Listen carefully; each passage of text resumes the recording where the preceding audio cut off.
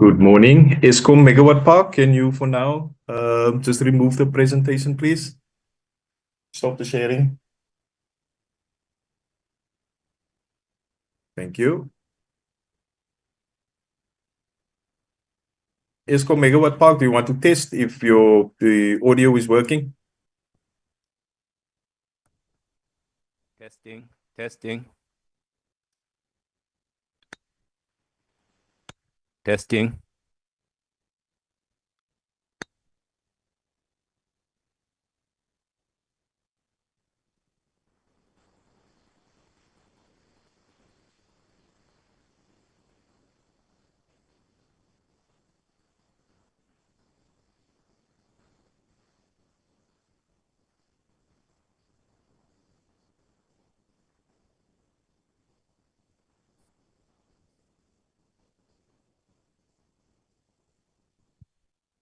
Good morning, Ariko. Can you confirm if you are receiving the feed from our side? Yes, from the Eskom, ne? Yes. Because I see there's two Escoms on the platform. There's the normal Eskom, and then there's a Eskom Megawatt Park. Yeah, that's fine. The Megawatt Park is the one that Tulo is connected on. He's going to be sharing from his laptop. Okay, no, that's Thank fine. Yeah, no, the audio is fine as well. Thank you.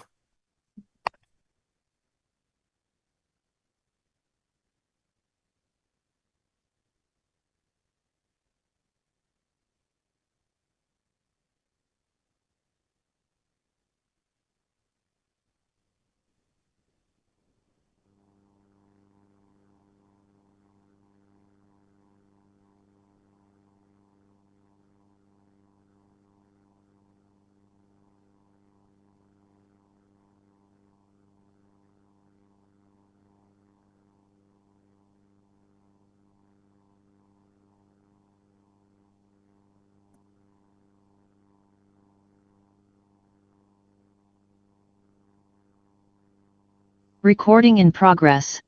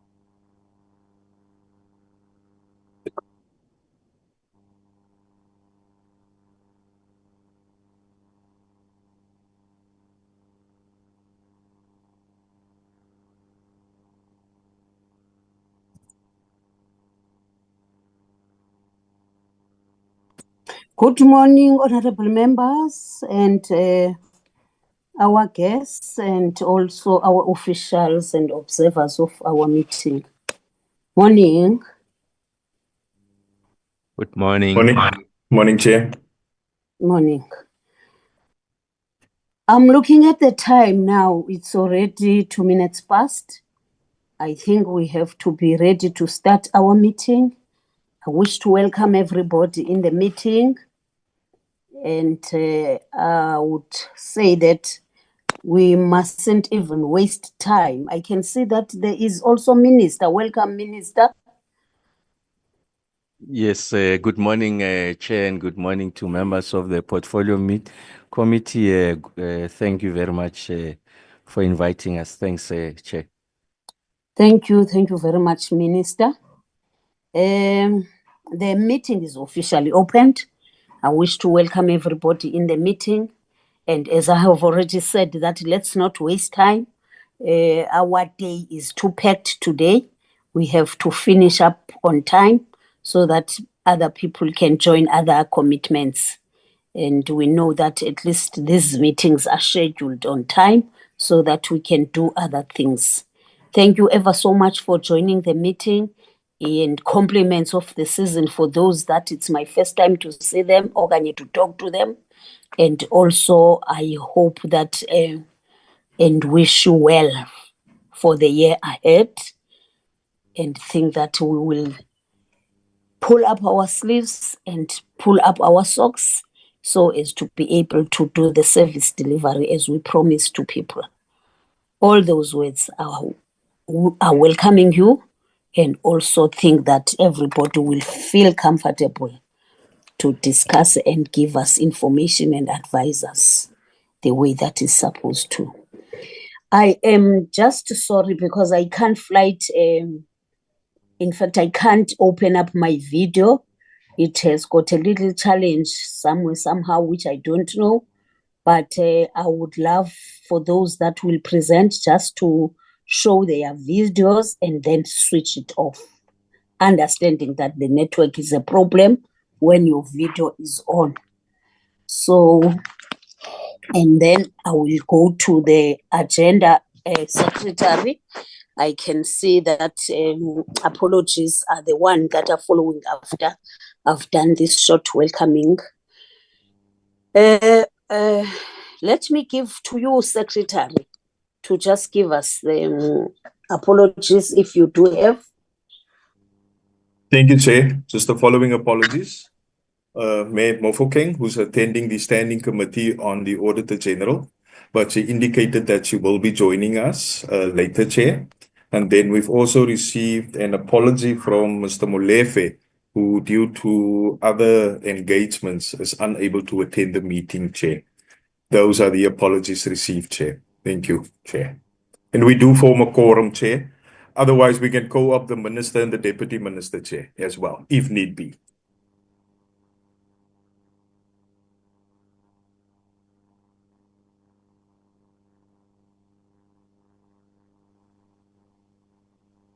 Thank you, Chair.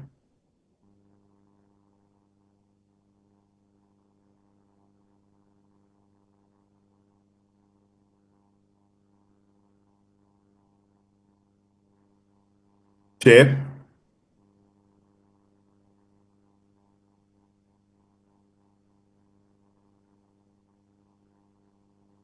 Secretary, I've lost you. I don't know what has happened. Yeah. It's my network from my side. Okay, no, at least you're back now, Chair. I only heard you apologizing for Honorable Mfokeng. Is Oh. there anyone? Yeah, and also Mr. Molefe, Chair, who, due to other Okay. engagements, is unable to attend. Yeah, those are the two apologies received. Thanks, Chair. Okay. Thank you. From the side of the officials, are there any apologies? I want to deal with the apologies. So far, so good. There are none. Let's continue with the meeting. Minister, honorable members will introduce themselves when they speak. I don't want to waste time on that. And also, our officials can also do the same of introducing themselves when they speak. Otherwise, in the gadget, we're able to pick it up and see who's in the meeting and who's not in the meeting. Then what I would love to do is to give an opportunity for the adoption of the agenda as it has been proposed, so that after that we can give the minister an opportunity to do the, I will say, political input or whatever, prior the presentation of whoever is going to present.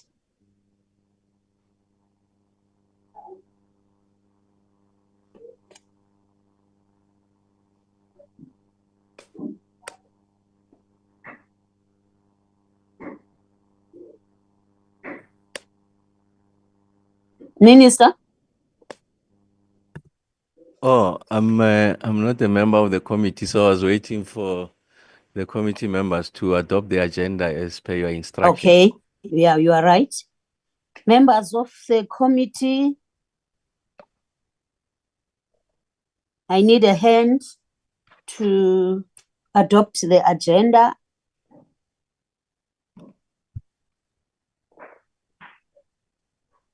Honorable Ngosi. Thank you, Chairperson. Greetings to yourself, the Minister, Deputy Minister, and all members, honorable members in the meeting, and also colleagues from Eskom. I adopt the agenda. I propose to adopt the agenda as it is, Chairperson. Thank you.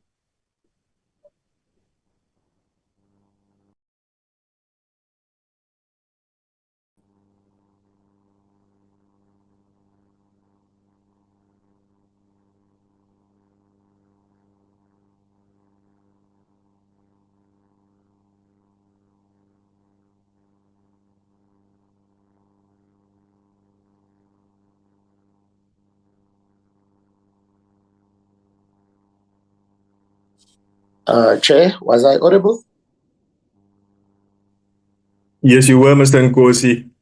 Mr. Mbata, I think you're muted.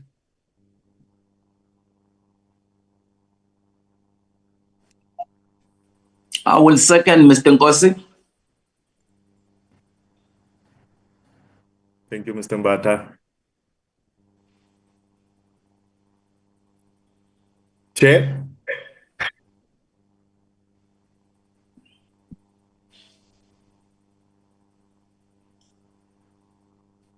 I think the chair has a bad connection. I don't see her on the platform now. Yeah. Can I suggest that, Enrico, because we have already agreed on the agenda and we have already understand that the next in line to address is the minister. If the minister is ready, can the minister proceed? Because we have a problem with the connection of the chair. It's going to disturb the entire proceedings. Correct. So, Minister, as the chair indicated, you are up next, Minister. I'll check with the chair in the meanwhile. Okay, no, thank you very much, and thanks for the guidance from Member Mbata.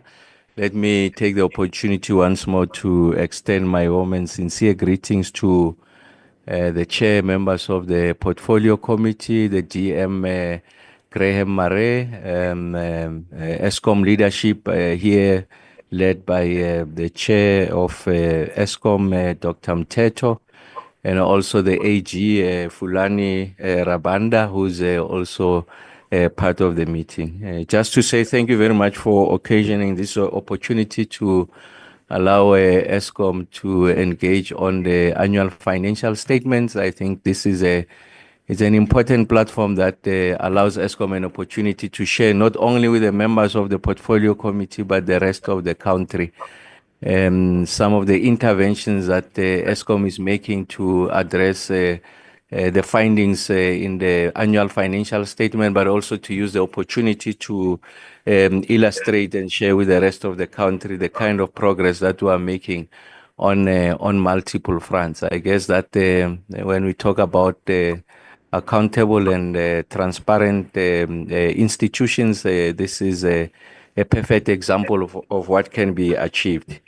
Maybe to situate the conversation, I want to start by saying the following. First is that I did write to the speaker late last year, just asking for extension of the submission of the annual financial statements of Eskom because of reasons that will explain in the meeting. I'm making that point because it was an extraordinary step. I think it should not be commonplace that we are not able to meet the requirements of the legislature. So we don't see Eskom as an exception, but Eskom must comply to the norm and the expectations of the legislature. In the same vein, I want to apologize to the Portfolio Committee for that late submission because it's got implications on the scheduling of conversations like this ones. I'm sure we would have had the conversation much earlier if it was not because of the late submission. And I do say to the chair and the Portfolio Committee that is something that we will rectify going forward. I think those are there were issues that are primarily beyond our control. So it was important that Eskom is able to put out a statement that is credible. Of course, the AG has been able to find some significant shortcomings, and we will ventilate on those in the course of the deliberations.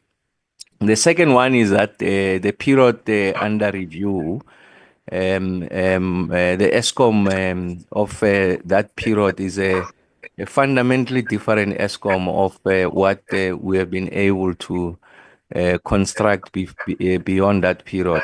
What is some of the two features of the period under review?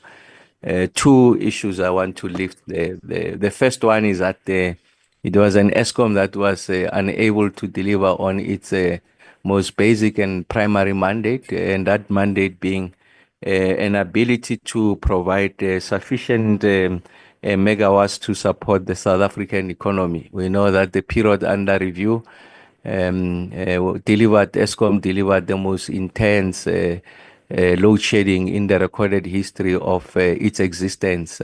So it was an Eskom that was grappling with significant adverse headwinds. And the results, the numbers, they show exactly that situation. Of course, the team continues to make significant strides. As I talked to you, over 300 days of no load shedding. Like we said, load shedding is not behind us. And as I speak to you now, the system is under serious strain. But the point we're making is that we're moving in the right direction. Like I always make the point, I think the examination should be the trend line over an extended period of time. So if you like, is that longitudinal trend line that shows that we're moving in the right direction, and then there will be dips, there'll be periods of setbacks like we are encountering now. We are going through turbulent waters as I speak to you on the generation front, but the team is doing everything possible to keep the lights on and support the South African economy. So the bigger point I'm making is that the period under review significantly different from the period we're experiencing now from a generation side, although when load shedding is behind us, myself and the chair of Eskom will stand before the country and make that pronouncement. But we're still having those significant headwinds. And then the second one is an Eskom that was going through a period of transition from a leadership point of view at the highest level. So the board had been in place. So Dr. Mteto and the board were moving very fast to ensure that they were able to stabilize the leadership at the top echelons. And that's when Mr. Marokani brought on board. And thanks to Mr. Caleb Kasim for steering the ship. I mean, he was at the controls in the cockpit through the most difficult period. And I think it's important that we acknowledge his leadership and the fact that he has been able to steer the ship through the most difficult period. And the nice thing is that he still remain in the fold, of course, in his substantive position. But that team must be acknowledged that it was at the forefront. They bear the brand of the country's anger in relation to the intensity of load shedding. They stayed the course, supported by the board, and of course executing some elements of the energy action plan. Remember that the overarching response to the load shedding question in the country is that of the energy action plan with five outcomes. Eskom is responsible for the first one. It's about fixing Eskom, and the only people to fix Eskom is the leadership of Eskom, first led by the chair and the esteemed board, and also at the technical level, Mr. Marokani now having taken over from Mr. Caleb Kasim and the rest of the team. So it's an Eskom that was going through that leadership transition. And then we also accept that there were also legacy issues from a governance point of view, the issues around leakage, the issues around repeat findings. And I'm sure that in the course of the presentation, we'll share with you what are some of the action plans that we have put in place to address and rectify those challenges. Of course, some of them are deep. It might not be the case that in the current financial year we'll be able to achieve all of that. But I think what matters first is to show that there's a plan. Secondly, that we are executing against that plan. Third is that we are making progress against that plan. And it might not necessarily follow that we'll be able to liquidate all of those findings within the current financial year. Of course, it will come in the next audit cycle, but the team is doing everything possible to ensure that we are able to address those, and we will ventilate on those questions going forward. So that's the kind of Eskom that is before us in relation to, if you like, the period under review. And then as I conclude, I think there are three broad issues I want to raise in that context of that Eskom.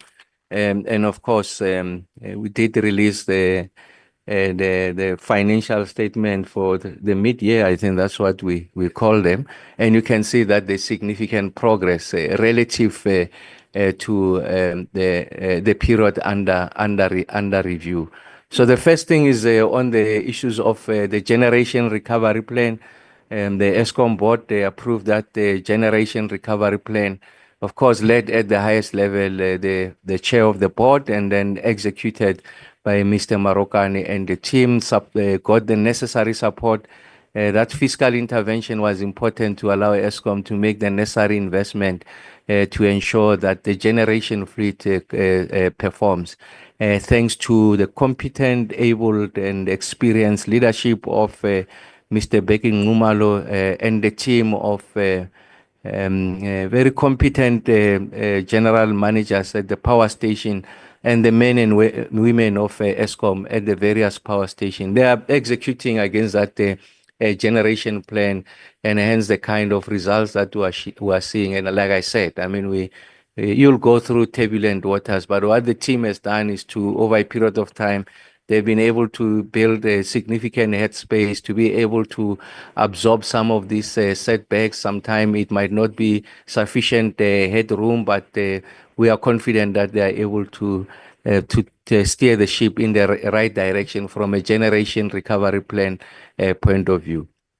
Second issue I want to raise that continues to receive attention. The second issue I want to raise is the issues around the debt owed to Eskom by municipalities. Of course, municipalities will also give you a version of what is owed to them, upwards of 350 billion rands collectively. But for purposes of the conversation here, just to focus on 100 billion rand plus that is owed to Eskom is something that is receiving attention.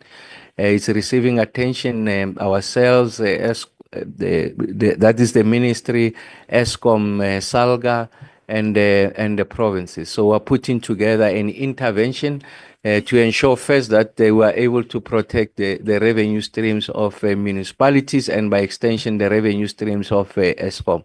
We're able to support at the technical level the electricity divisions of municipalities from a technical expertise point of view, the financing expertise. You are able to ring fence, if you like, that function with the support of Eskom to ensure that over an extended period of time with the presence of the Eskom assistance, municipalities are able to ensure that there's a completeness of billing, accurate billing. They've got the instruments to ensure that the households that qualify for pre-basic electricity are able to get that free basic electricity, but also the instrument of credit control, ring fence that income, and then that which is owed to Eskom, the current account, they are able to pay that current account, and then they are able to redeploy the surplus for purposes of their own constitutional obligation. So it's It's an intervention that we are rolling out. Of course, we'll announce the most in its comprehensiveness. I think in the next 3 to 4 weeks, the kind of work that we are doing in that space. And of course, there's already candidate municipalities. First is municipalities that have already opted in, working with them. Candidate municipalities will be working with them. And really the focus is on those that are finding it very difficult to meet their obligation towards Eskom. So that intervention has got dual objectives. First, it's a selfish one from Eskom, ensure that that which we get to deliver in the form of bulk supply to municipalities is paid for. And at a broader level, to ensure that municipalities continue to be financially sustainable, and then we are able to build the flow of expertise to enable municipalities to prosecute their constitutional obligation. And thanks to Mr. Mondevala, who's the GM, the executive responsible for distribution, I think, and his team, who are beginning to work very closely to ensure that we resolve those questions. And by extension, over time, we also are going to assault the issues around the load reduction, because I think that intervention is designed in such a manner that we have the necessary tools to be able to address a load reduction. And then the last point I want to make is the issues of leakage with regards to the tokens, and I'm sure the teams will share with you. Remember, late last year, I went on an aggressive campaign. 2.1 million consumers were found to be bypassing. These are zero bias. Zero bias means is consumers who have not purchased electricity for over a period of 12 consecutive months, and yet they continue to consume. A huge strain on the Eskom balance sheet, a huge strains on eroding Eskom revenues. Of course, the time of counting 400,000 converted, but I'm sure Mr. Vala and the team are doing everything possible to address that situation. So the point I'm making is that whilst the consideration today is for a financial year that was exceptionally difficult, it could be one of the most difficult in Eskom's history. We are beginning to make significant strides. But the point I'm making, we take the good with the bad.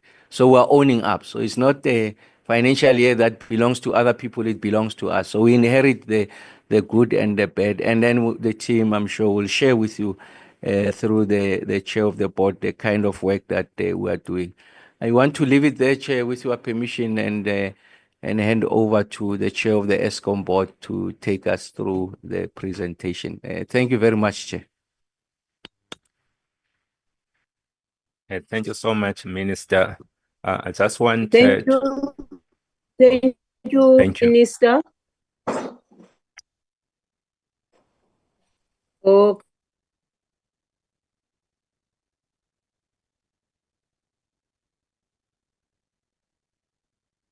Can I go ahead? You can go ahead, Chair. Okay, thank you. So thank you so much, Minister. And I just want to say on behalf of the board and the employees of Eskom that we continue to appreciate the kind of leadership that you are giving us. It's the leadership that I would describe as that one driven by tough love. Where you have to be tough with us, you are tough, but you also understand that you are human beings, and you continue to work with us when we go through difficult times. And really, this is the kind of leadership that I think is required in our country. It makes really the life very, very easy as we go through challenges to know that we have the kind of support that you continue to be providing us. Whether that support may mean you giving us very, very tough feedback on things, we accept that, we understand where it comes from. So with that, just wanted to say thank you, Minister. Chair of the committee, Chair Mvana, the honorable members of the committee, the honorable minister, and the deputy minister, Eskom board members, Eskom executives, Fulani Rabada, good morning. I also like to echo the chair of the committee when she said that she wants to wish everybody a really great year ahead. So what I would like to do in terms of the presentation, I'll go directly to chart number 3, page number 3.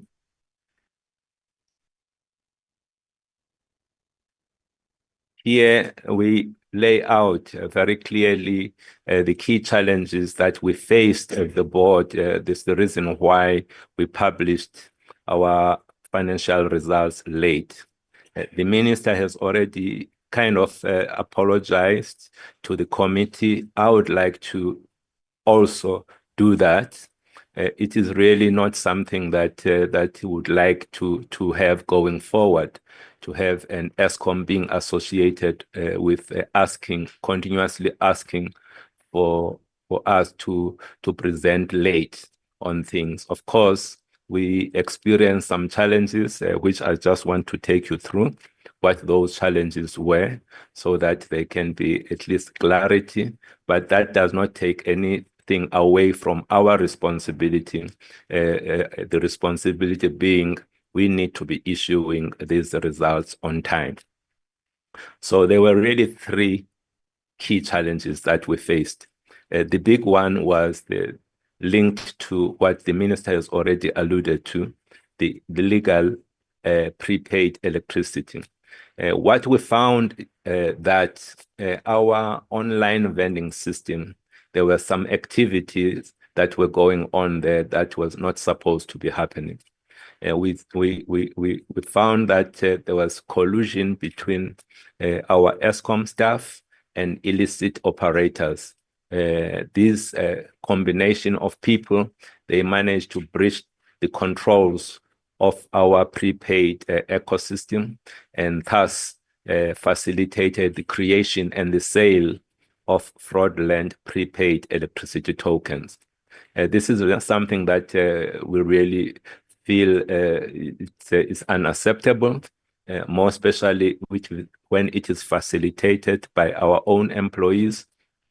We have put in a lot of focus in this area, and I'm sure then when he is presenting, you will be hearing a lot more about the actions that we have taken already to try and address this very important space. And this space is called the OVS system. So we've done the investigation, and we decided that that investigation should not be led internally. It should be an independent external investigation so that we can get to the root cause of the problem.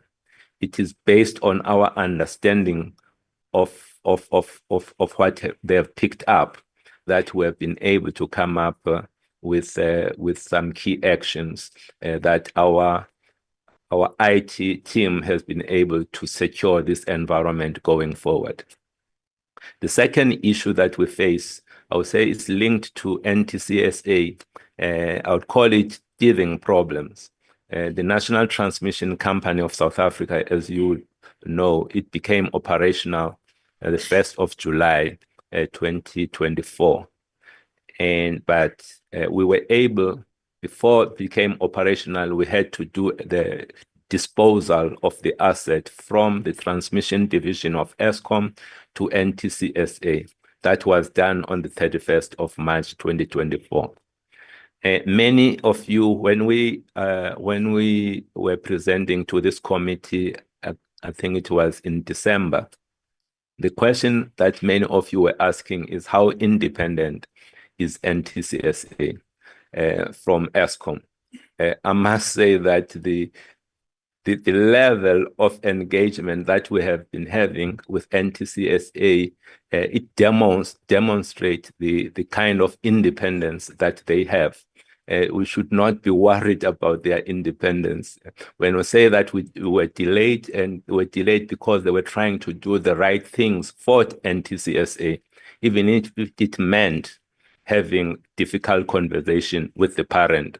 And we had those difficult conversations, and they were linked to one, the whole question around the upstream guarantee, which had to be evaluation had to be done around that.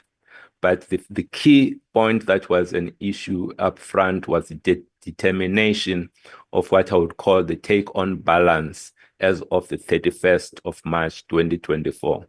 And those discussions went back and forth between the entity and Eskom, and we had a final position that we ended up with. But I can say that those that are worried about the independence should not be. We also had to, because we had done that disposal, that then created a situation where we needed to recognize the deferred tax asset that we're carrying on Eskom's books, a 36.6 billion rand deferred tax. If you look at the results that we presented at the end of December last year, our financial results were showing about 50 billion rand of loss. The majority of that loss is driven largely by this recognition of the tax asset, deferred tax asset. The third reason why we were late was the fact that our executives had to respond to reportable irregularities that were raised by the external auditors. In order to do that and do justice to that, they needed the time, and they did that, and they were able to respond to the external auditors. All of these were the reason really that made us not to be able to publish our results on time. We do not like it, but we believe that these were the right conversations that were being had. It was also being responsible of us to have clarity around a number of these before we communicate and pass this information to the public. So with that said, we apologize, and we would like to say that going forward, this is not something that we would like to be associated with the delays. Next slide, please. Going to the point that was mentioned by the minister, why do we exist as Eskom? We are very clear what our purpose is. Our purpose as Eskom is to power growth sustainably. If we are doing well as Eskom, South Africa does well, the region does well. So that is our purpose, that is our mission as Eskom. We have not lived up to this mission over the past few years. The results of FY24 demonstrate exactly that point, where we had exceptionally poor performance in FY24. The minister has already indicated that we had a record number of days of load shedding, 329 days of load shedding. As much as that number may appear to be high and is a record that we are not proud of, what we are proud of is the fact that we made a conscious decision to do planned maintenance in that financial year. A significant amount of planned maintenance was done. You could not do that and still continue to be providing, keeping the lights on. We decided to do the tough thing, the difficult thing to do. Of course, that negatively impacted South Africa. You can see the number of days of load shedding. We also had to spend a significant amount of money on the open cycle gas turbines to support us to minimize the impact to South Africa. As you will see from the results that we spent 34 billion rand in that financial year on diesel. And that is again another record that we're not proud of. And that resulted with a loss before tax of 25.5 billion rand that we had. The minister has already indicated the challenges that we have around the municipality debt. At the end of that financial year, we had 74 billion rand of debt linked to municipalities. This year, the current financial year, starting to see the results of the work that started in this difficult year of FY24. If you look at the first half of FY25, the current financial year, we already have, at the time for the first 6 months, over 250 days of steady electricity supply. At the time, 6 months, at that time, we had 11.9 billion rand of saving in terms of diesel spent. Year to date, that number now is sitting at about 17 billion rand of savings of on the OCGT spend. And we announced a profit already in the first half. Yesterday, I think it was 2 days ago, that we announced our interim results, and we showed a profit. Something that we have not been able to do for a number of years. And this is not the profit that we see is really a result of the good work that has been done by the management team of Eskom, by stabilizing the power stations, by making sure that the machines are available. As we do that, we reduce our dependency on OCGTs. We're able to bill more and more customers. Our revenue goes up, and we create an institution, an organization that is profitable. The first half has demonstrated that. We believe that we'll be able to do the same at the end of the full year, that we'll be able to deliver a profit once again. What is very important in all of this is the fact that we now have leaders that are able to enforce discipline, that are able to walk the talk, that are able to role model what is required by this business, and are able to drive adherence to internal controls. Next slide, please. My last slide is really trying to lay out to all of you the framework that we are using within Eskom to drive the turnaround. This turnaround is not an easy turnaround. It's a turnaround that needs management to focus on a number of things at the same time. Looking at operational side of the business, they need to be looking at the finance side of the business. They also need to be looking at sustainability of the business. Just to unpack some of the issues related to the operational side of the business, look at the unreliability of the generation plant. That was the issue that we found when we came into this environment. And to address that, we have come up with something that we all now know is called the Generation Recovery Plan. This has been our North Star for the last 18 months, and we continue to be executing this Generation Recovery Plan. It's the thing that is going to be taking us out of load shedding. It's 2 years from March of 2023. That's coming up at the end of March 2025. By that time, we would like to be in a position to come together with the minister and inform South Africa that load shedding is behind us. But there's still some actions that we have to take between now and then. And we need to make sure that those actions are done and are done properly. I would like to say, again, to support what the minister has shared with everybody, that a turnaround is not something that is just a straight line. You continue to be going up and up and up, and always getting better and better. There are always some points in time where there are setbacks. That is the nature of a turnaround, setbacks.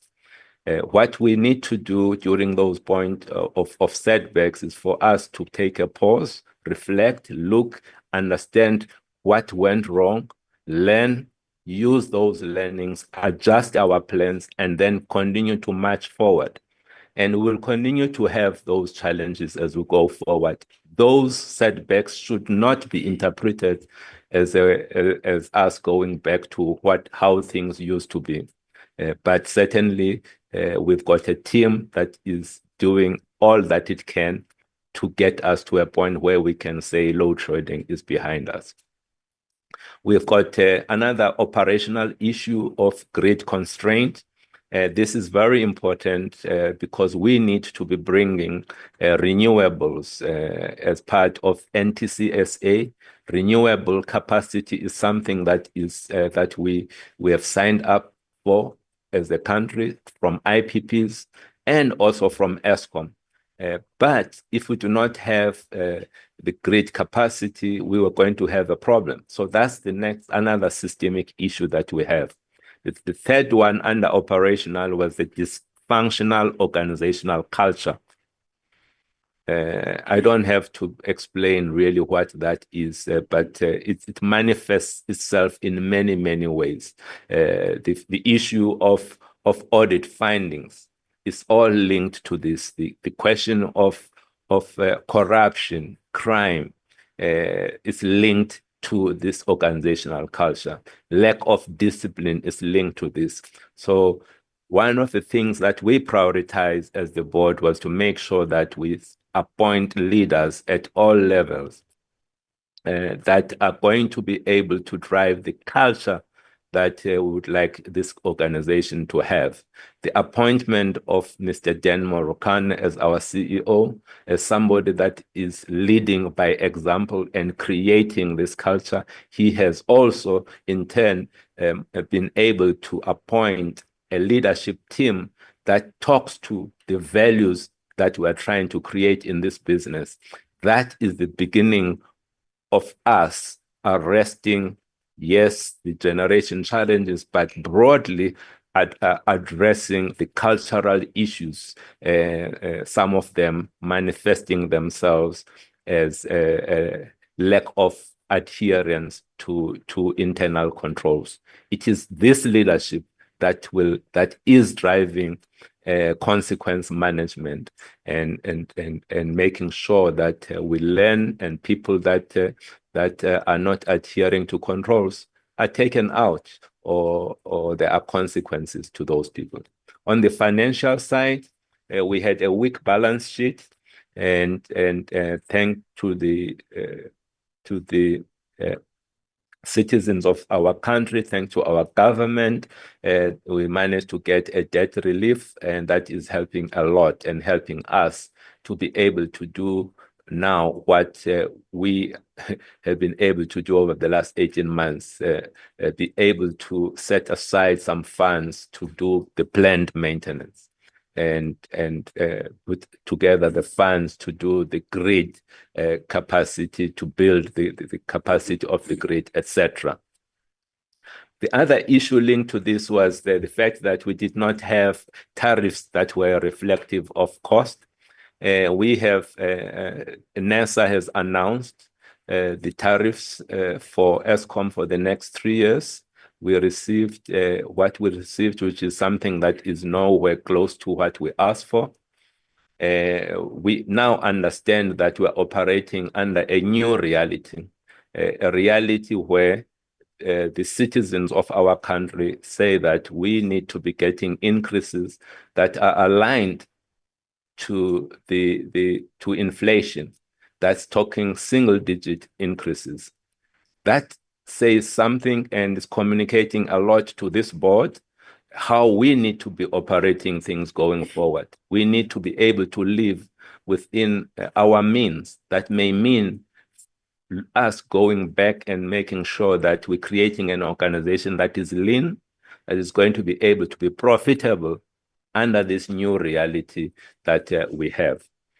So that is another area of focus that management together with the board are focusing on. So with that, I'm not going to go through the sustainability part. There is unbundling that we are doing. The first entity that has been unbundled is NTCSA. The next one on the line is the unbundling of distribution.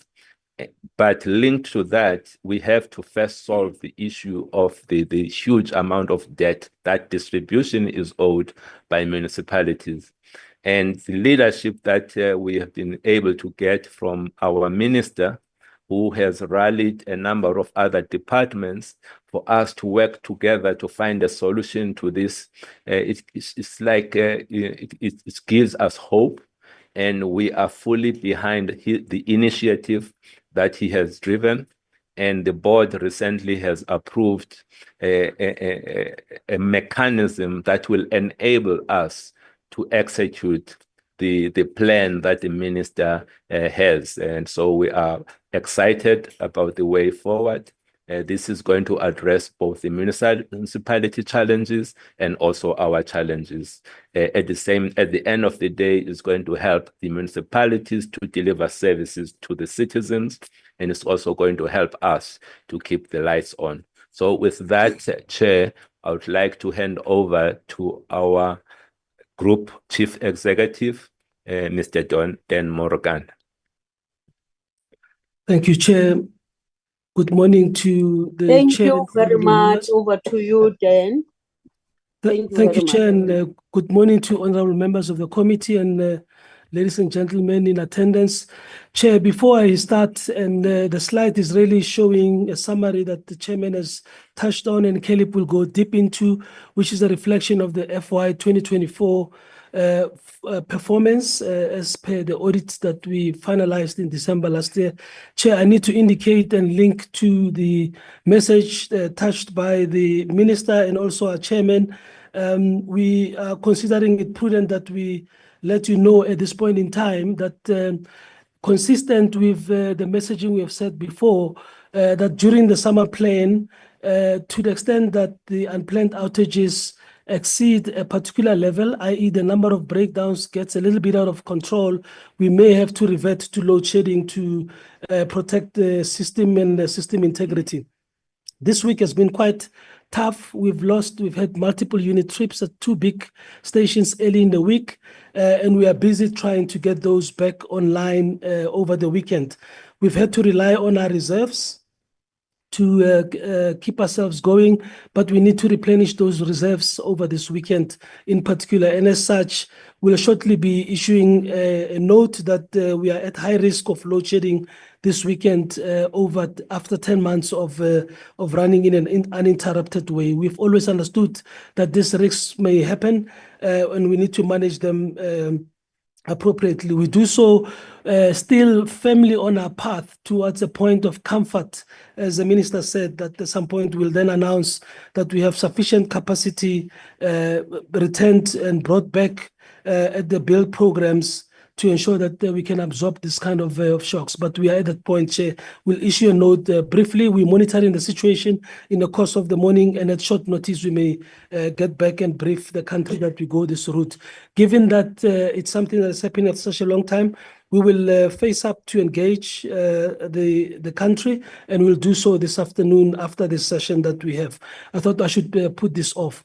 But let me deal with the highlights of the FY 2024. Chair, the Chair has already indicated it's a year that was dominated by intense and frequent load shedding on a scale that we have not seen before, and that we are of the view that we'll never get to see. Our plant availability was at its lowest on average, just under 55%. And as said before, 330 days or so of load shedding, record usage of diesel at 34 billion, and that naturally translated to a loss in terms of the bottom line of 25.5 billion rands. That loss is significant, but it did show a marginal improvement compared to the previous year with a downward revision of about 10 billion rands.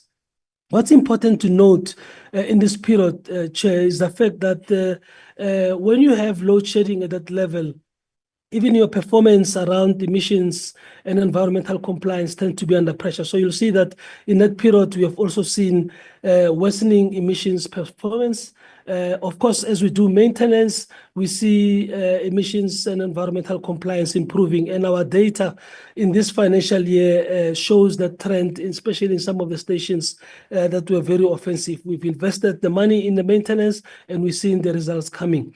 We also continue to focus on our safety. It's important that as we do all of these activities, that we pay attention to making sure that all of our employees return home safely.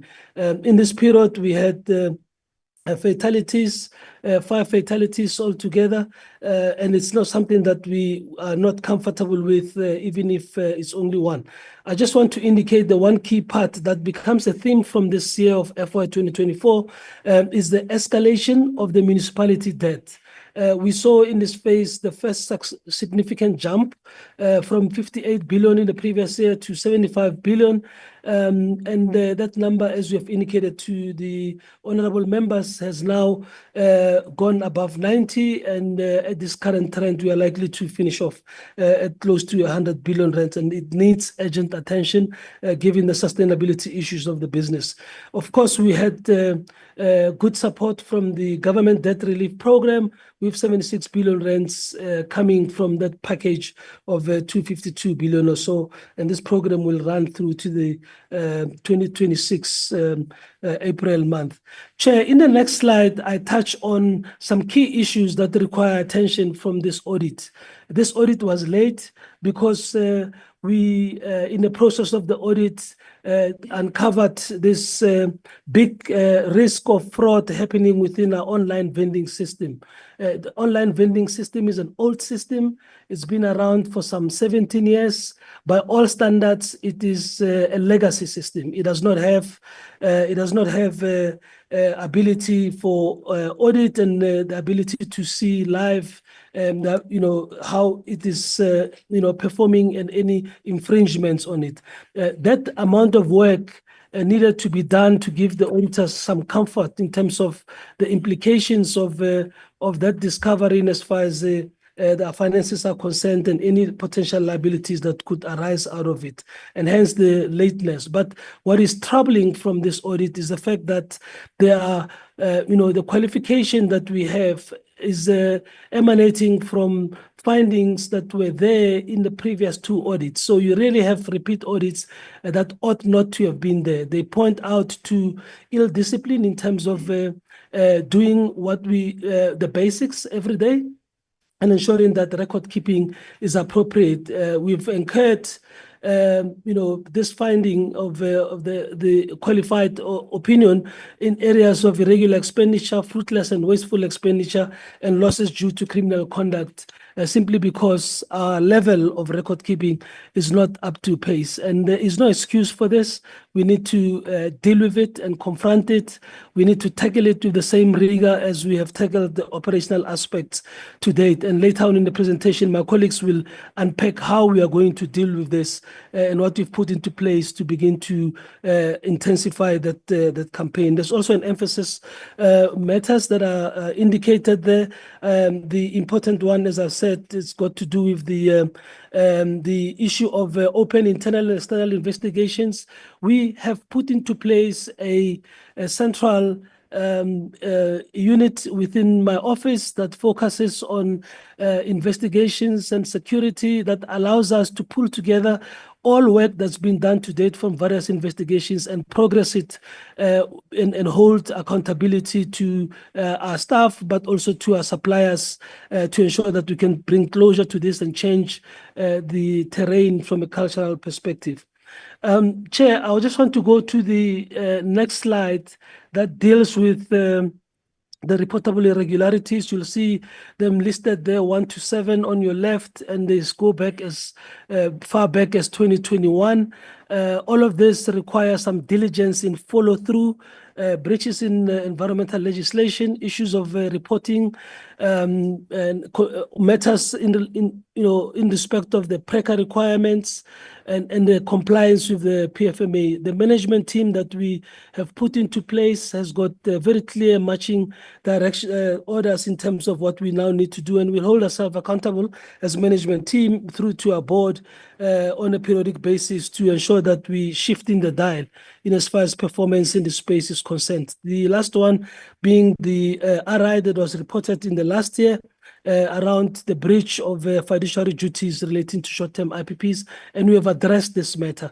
It is a matter that had the potential to financially expose the company. The appropriate agreements have since been put in place. They were put in place by the time the audit was finalized, and we are comfortable that the ability to recover costs is in place with the other state entity in this regard. It's a relationship that should have been consummated appropriately right at the beginning, and we have taken the necessary steps in this area to close the leak and also to do the corrective disciplinary management in the space. What we have on our side is a strengthened management team. We had a very strong team operationally that's looking after our assets and showing us the results we see as we see them from across generation, distribution, and transmission businesses. We have augmented that with capabilities that will drive the areas of security and forensics, as I've said, and also in the areas of IT, OT, which is where our biggest challenges with OVS came through. So we brought in capacity at that level, and work is at full speed to help us begin to pull these aspects back. We have strengthened the culture of accountability and consequence management. Consequence management is broad. It deals with all assets of it. There's restorative consequence management, but also there's consequence management that leads to us separating with individuals in the space. And we are really role modeling this from the front. Chair, I also want to indicate that our journey around the generation recovery plan is not complete. As the chairman indicated, it started in 2023, very clear focus of where we need to be by March this year, and we continue along those lines. We are in the middle of our most intense maintenance period through the summer, so that we can really put ourselves in a position where when winter comes, we are able to really deal with the big demand that comes through. And we regret it when we have some setbacks that pulls us back into a state where we may need to do load shedding like it is the case now. But we are very comfortable that the benefits of the work that we have done today are cemented, and we should be bouncing out of this very quickly with our team support. The next slide indicates some of the steps that we have taken. We've shared this in the last engagement. We continue along this path.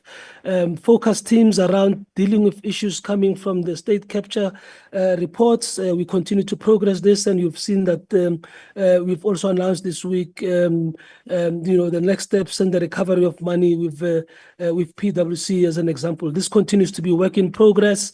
We continue to do vetting and making sure that critical areas, we understand the staff and officials that we are working with by doing these vetting programs. We've now gotten approval to do vetting on our sites in line with the SSA protocols and collaborating with them at some point within that process. So this will help us speed up vetting of critical staff who comes into their organization. Supplier consequence management is one of those that we need to make sure that we back up our cases and take suppliers through a disciplinary process where they have infringed on our code of ethics.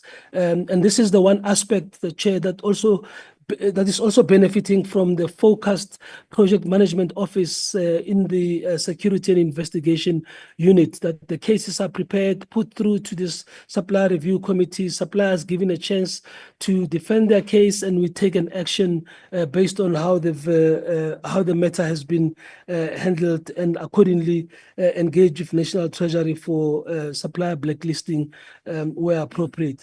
So we're doing all the steps. It's a lot of work underway that complements the work that we're doing, operationally, but we need to show the shift so that we can comfortably account to South Africans. And I'm comfortable that with the pace that we're going at, we will start seeing some green shoots in this direction. Chair, I would like to hand over to Caleb, our Chief Financial Officer at this point, so he takes us through this financials of the 2024 financial year. Good morning, Honorable Chair and members. Thanks, GCE. In terms of this slide, our chairman and C has spoken about it. The key drivers for FY24. I want to specifically just elaborate a little more on what our chairman says around the derecognition of the deferred tax asset in terms of the accounting standards. Effectively, as we moved NTCSA out as a separate subsidiary, the transmission business NTCSA is one where it's performing well. It makes profits, and you will see that in the September results that we just posted. And effectively, the test was, if you look 5 years in the 5-year horizon, with that now sitting under the group and not the company, where's the ability of the remaining entities in the company to utilize the full assessed loss? And that answer was no, you could not benefit from in utilizing the full loss, or hence, as the chair has indicated, we de-recognized that asset and removed it from the balance sheet. So going forward, that is a once-off adjustment. It won't be repeated again as we continue with our legal separations for the rest of the entities, being the distribution business as well as the generation business. Just to highlight again, as the minister and the chair has indicated, we posted an overall loss after adjusting for the deferred tax of 55 billion in March 24, up from the 26 billion in March 23, and at an operating level before taxes, the loss was 25 billion rand loss, an improvement to March 23's. Importantly, as indicated by our chair, for the 6-month results, we have reflected a 17 billion rand profit after tax as at September 2024, which was up from September 23 of a 1.6 billion rand profit. Also appreciating that it is a cyclical business, so the profits at year end will reduce from the 6 months, but we're still confident to post a year end profit. If I go on to the next slide, and just touching on some key elements of the income statement. I think the numbers in terms of the income statement have been spoken about. Really, the positive contribution to EBITDA, if you look at the green items before that, is really on the back of the tariff increase in financial year 24 of the 18.6% increase, but that was softened through the load shedding and our inability to supply. Sales volumes decreased in the financial year, decreasing the benefit of the tariff increase. What we have seen in the 6 months is the other side of the coin. When operations improve, we see the financial benefits, not only in terms of better savings in terms of open cycle gas turbines, but we've seen for the first 6 months of the year that our sales have gone up by 4%. That is why in the 6-month results, we show a growth of 16%, which comprises the 12% tariff that we currently have for this financial year, plus a 4% growth. So I've always said, and I think the minister has indicated as well, the financials will be the reflection of our operational performance, and that is coming through in our FY24 results so far and what is forecasted to year end. The other point to highlight on this slide, Honorable Chair and members, is point number 2, which talks about, again, what was the cost of Eskom's inability to meet the demand for the country in terms of load shedding in March 2024 at the average selling price of 165 cents per kilowatt hour. We estimated that to be 22 billion rand that we could not bill. Yes, there is a difference between what we bill and what we collect in terms of the challenges of the municipal debt. and then we see the benefits coming through in the first 6 months. Number 3 is the item that relates to losses in terms of electricity theft, as well as the issue around the online vending system. Again, the difference between what distribution buys from transmission and what is billed is the overall losses. That was estimated at 23 billion during that financial year. And that is why the importance and the focus of addressing the issue around energy losses to recoup some of that revenue that is not recognized. And last but not least, linked to the municipal debt and the arrears on that we do reflect from an accounting purpose with these municipalities that have a poor payment record. We only can recognize them on a cash basis, which means in the financials that are reflected in front of us, Eskom could not recognize 8.9 billion rand in March 24 and 8.2 billion in March 23. And with the municipal debt, as indicated by the GCE, increasing to some 90 billion at the moment, potentially getting to 100 billion, it will impact on our March 25 results of how much revenue that is not recognized.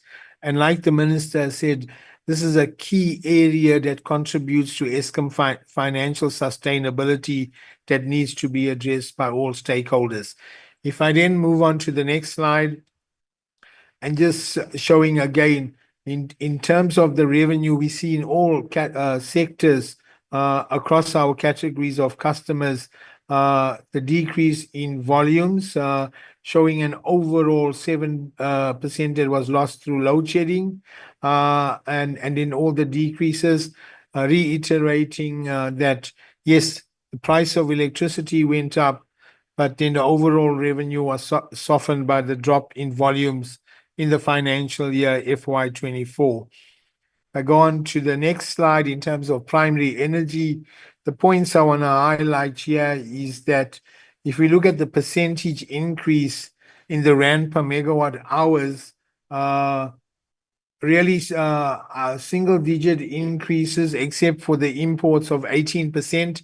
And that is a contractual agreement in terms of our imports that on a 5-year cycle is reviewed and resulting in an 18% increase. Despite that percentage being 18%, if you look at the absolute rand per megawatt of what it costs us for import versus our other options, it's still one of the cheapest options of supply for the citizens of the country. Just to reiterate as well, from a generation operational perspective, that when IPPs don't come online timelessly and connected to the grid, it means that generation must pick up the shortfall in terms of production. And if we look at financial year under review, we expected close to 9 terawatts to be generated by the IPPs, which did not come through, which put further strain on a really tight generation environment.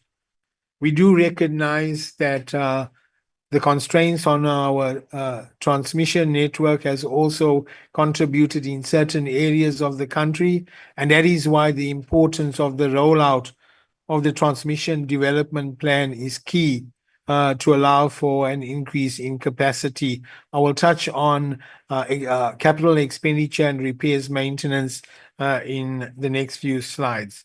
We move on to the next slide. Just from a financial position and our balance sheet, the points I want to highlight here is that firstly, you're not going to see a significant improvement for March 24 because one, the financial operational performance was poor with the significant losses, but also from the debt relief that we have received.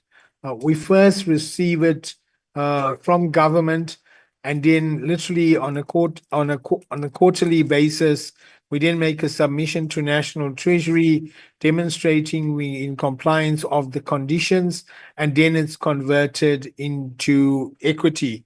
What you will see for March 24, like the GC has indicated, we received 76 billion rand of that support from government.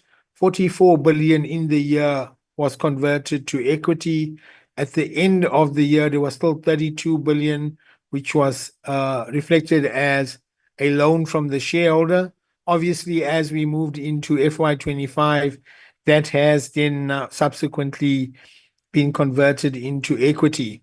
But the benefit that the debt relief has given Eskom, it's allowed us an opportunity to look at the runway ahead and focus on releasing capex 3 years in advance for the business requirements and also repairs and maintenance, which then allows us to execute on our recovery plans.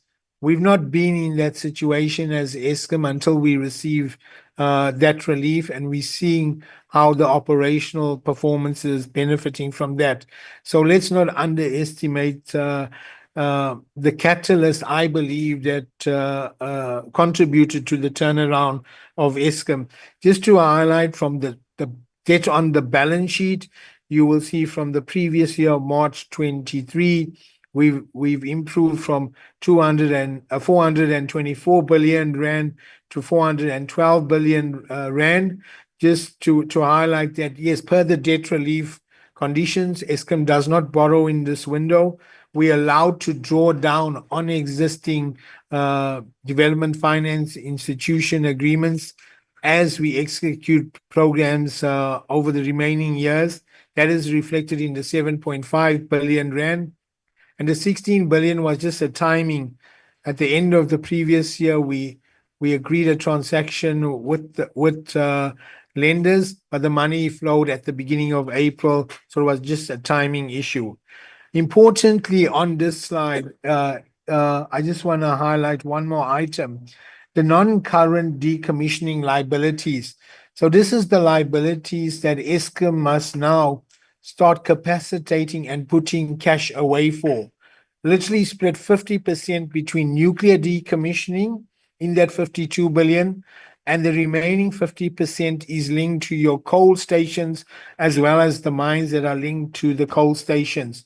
So going forward, we will be more transparent on this line. We can't just have the entry in the balance sheet and not have the cash, because we know in terms of our turnaround program from 2030 onwards, we will get to a point where the stations will be shut down and repurposed and repowered, and you will have to deal with the decommissioning of the coal stations and the mines. And also we need to put that away in terms of the NNR's requirements in terms of the nuclear station. So just to highlight that importance of Eskom going forward.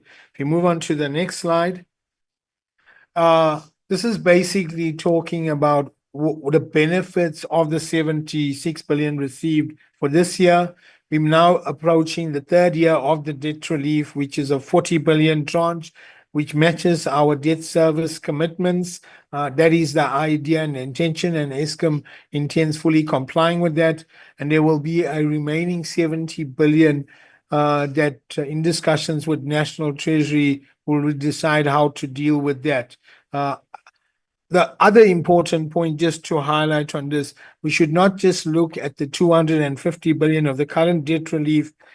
Over the last 10 years or so, cumulatively, the Minister of Finance has indicated Eskom has received relief from government just under 500 billion. So the real question one will ask is, having received almost 500 billion of support, why is Eskom still not financially viable?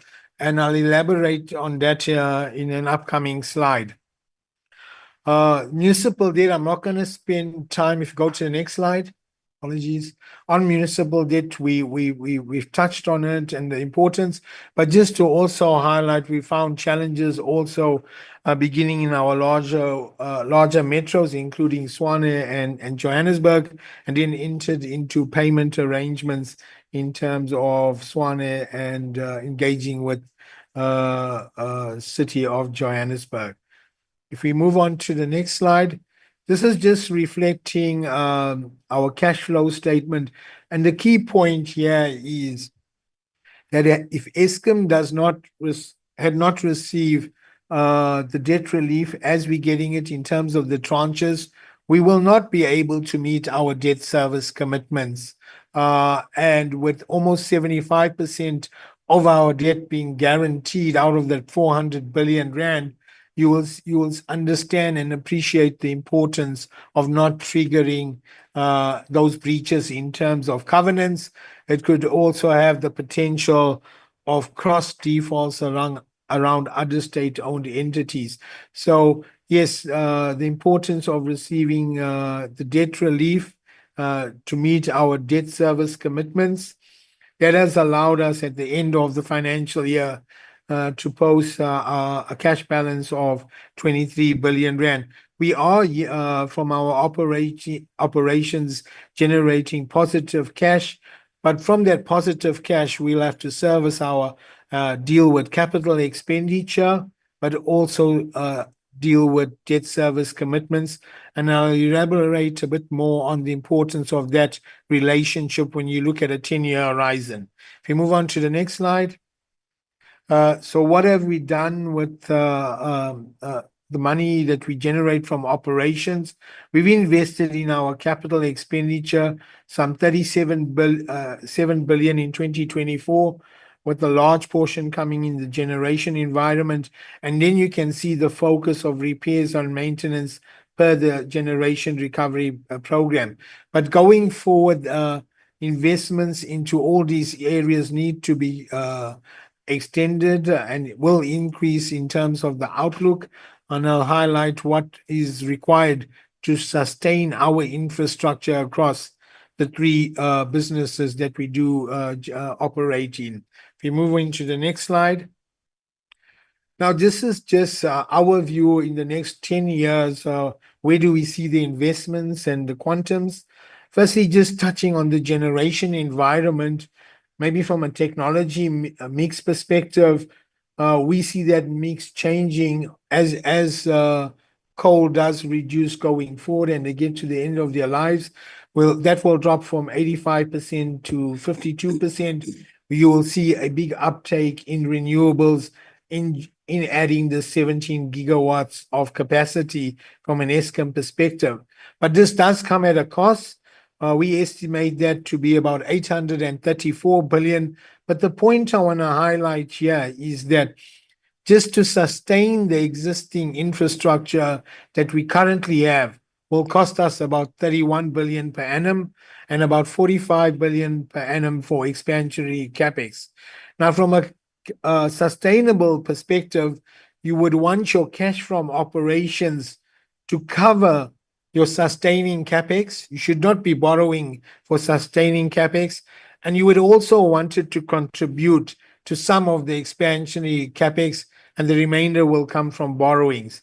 Similarly, if you look at NTCS and them adding just around 15,500 kilometers of line, 450 billion investment over the next 10 years, also indicating in their area the focus is really on expansionary capex. At that average run rate, we estimate around about 34 billion per annum. And not to underestimate the last mile in connecting to the customer, that will also require significant investment of 162 billion rand over the next 10 years, some 14,000 kilometers of line, and then capacity that is required in the distribution environment. If I then move on to the next slide. So where do we see as Eskom our debt on our balance sheet is sustainable and what we can then service without being dependent on the fiscus going forward? We believe that number is around about a 250 billion rand worth of debt. And then with the benefit of the debt relief and our ability to then reduce that debt going forward, we will be in a situation to service our own debt and not being reliant on the fiscus going forward, appreciating the importance of, as I will demonstrate in the next slide, what are the key drivers to sustainability. And as we borrow, we want to minimize our borrowings going forward in terms of, and not get back to a level where previously the highs on our debt on the balance sheets was close to 500 billion. So this is the crux of the sustainability slide. We've touched on the tariffs and the revenue.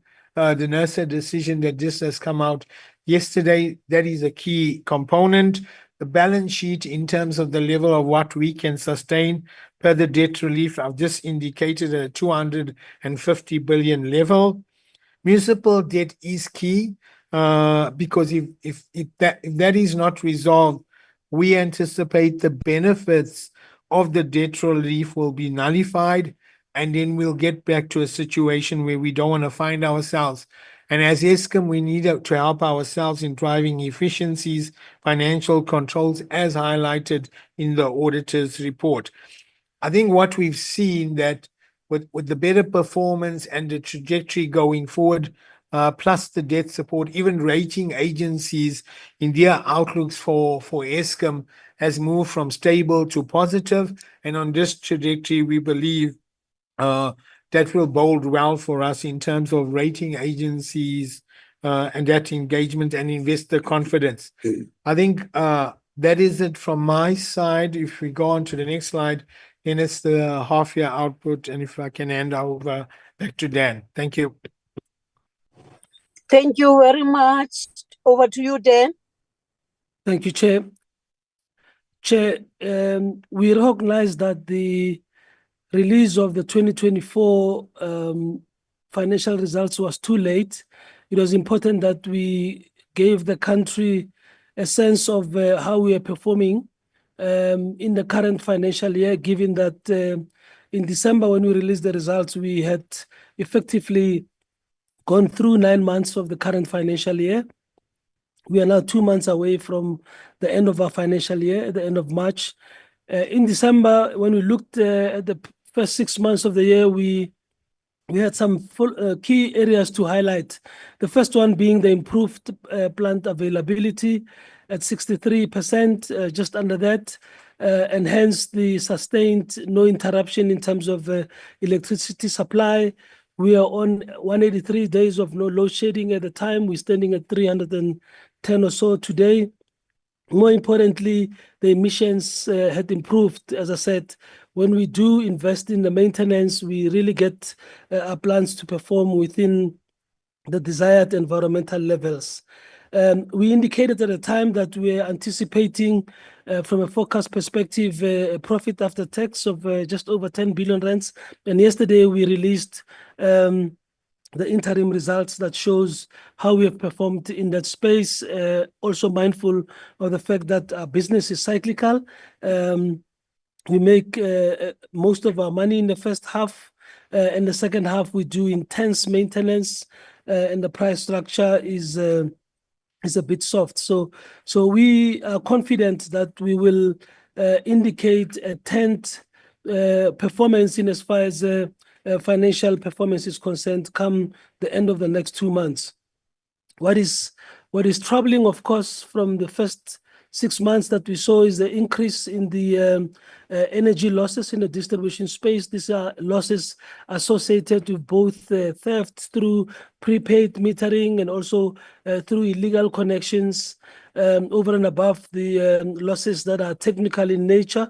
And it's also the issue of the rising municipality debts. As I indicated, this was sitting at 90 billion at a time that we had taken the snapshot 6 months ago.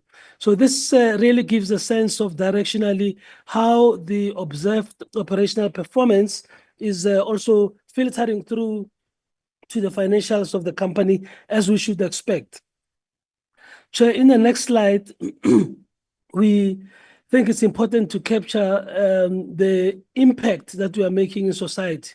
And we've reflected on some of the big entities that on the back of the performance that we sustained have themselves shown some positive performance. This is important because it's about ensuring that business can function and jobs can be sustained and economic growth and activity takes place. And you can see a number of these entities over there in their own results have acknowledged the positive contribution to their bottom line that comes as a result of load shedding being put in abeyance. There's more to this. There are more businesses that are positively benefiting from this. The small, medium enterprises, in the townships themselves are able to continuously operate without disruptions and maintain the level of economic activity there as well.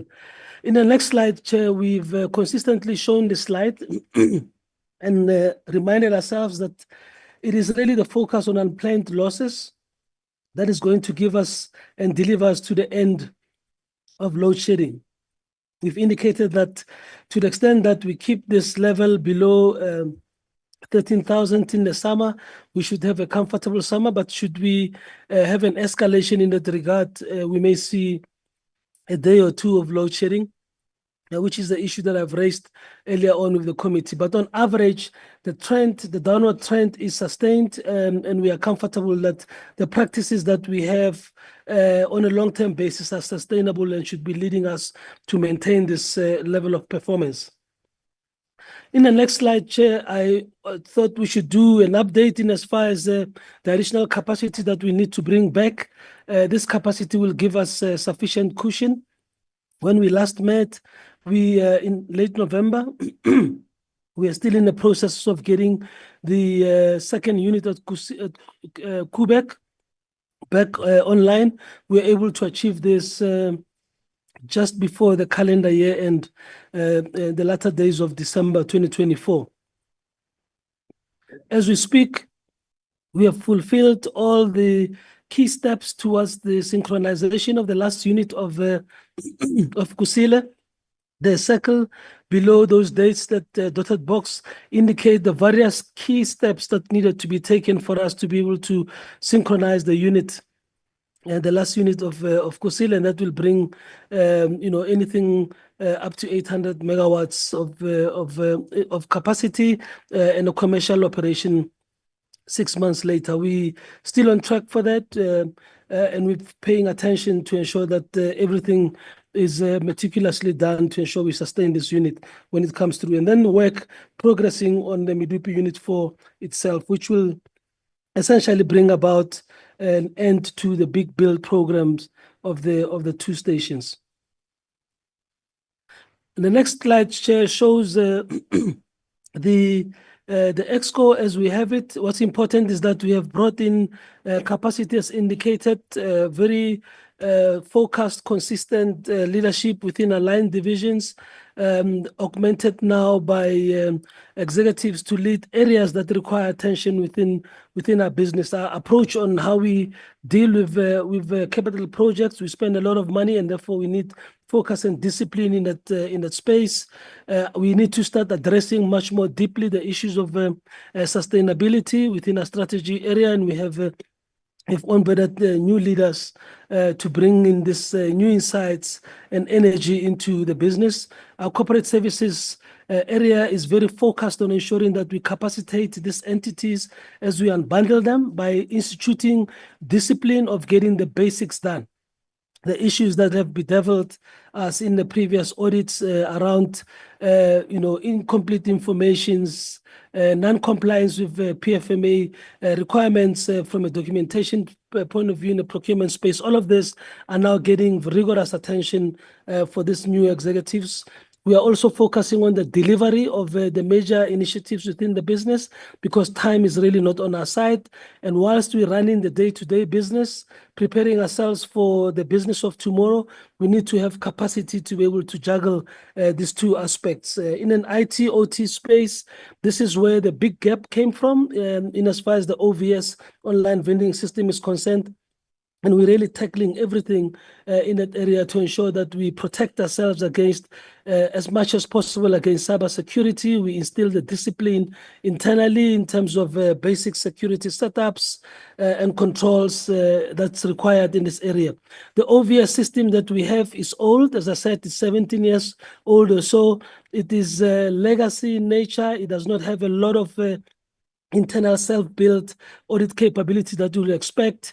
But however, we have to deal with it in the next 18 to 24 months as we transition to finding a solution that is modern and have got much more improved capabilities. And this is the area that the team is looking at, protecting what we have, closing the gaps as we've seen from the IT perspective, improving security, but also focusing on the new system that we need to transition on. In all this process, we also have to focus on bringing our people along by updating our people practices, ensuring that our people's capabilities and skills are relevant to what we're doing now and where we are going, and creating that environment of engaged employees who are motivated to deliver the kind of results that we are seeing. We also have brought focus around our need to build our own portfolio of renewables, and we need to do so without distraction of not paying attention to the rest of our business, but making sure that we seamlessly get ourselves to the next point in the next 2 to 3 years.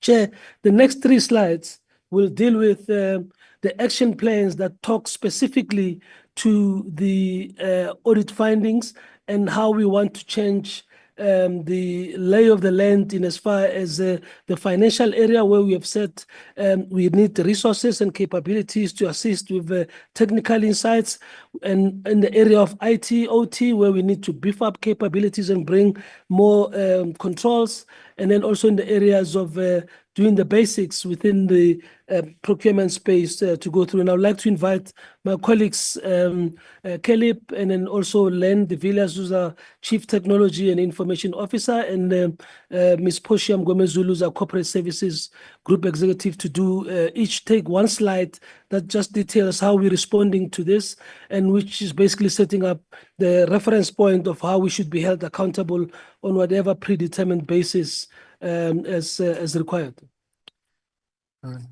Through you, Chair. Thanks, Dan. I'm focusing on literally the graphic in terms of what is required for us to move from where the current audit opinion and the qualifications are to an unqualified audit opinion.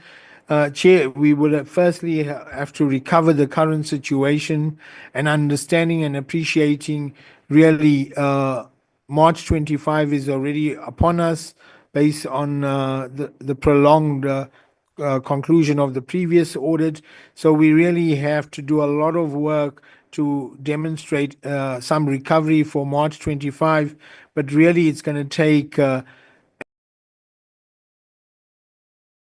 objective where we would have to stabilize and improve in the second year, and then enhance and maintain our processes and procedures.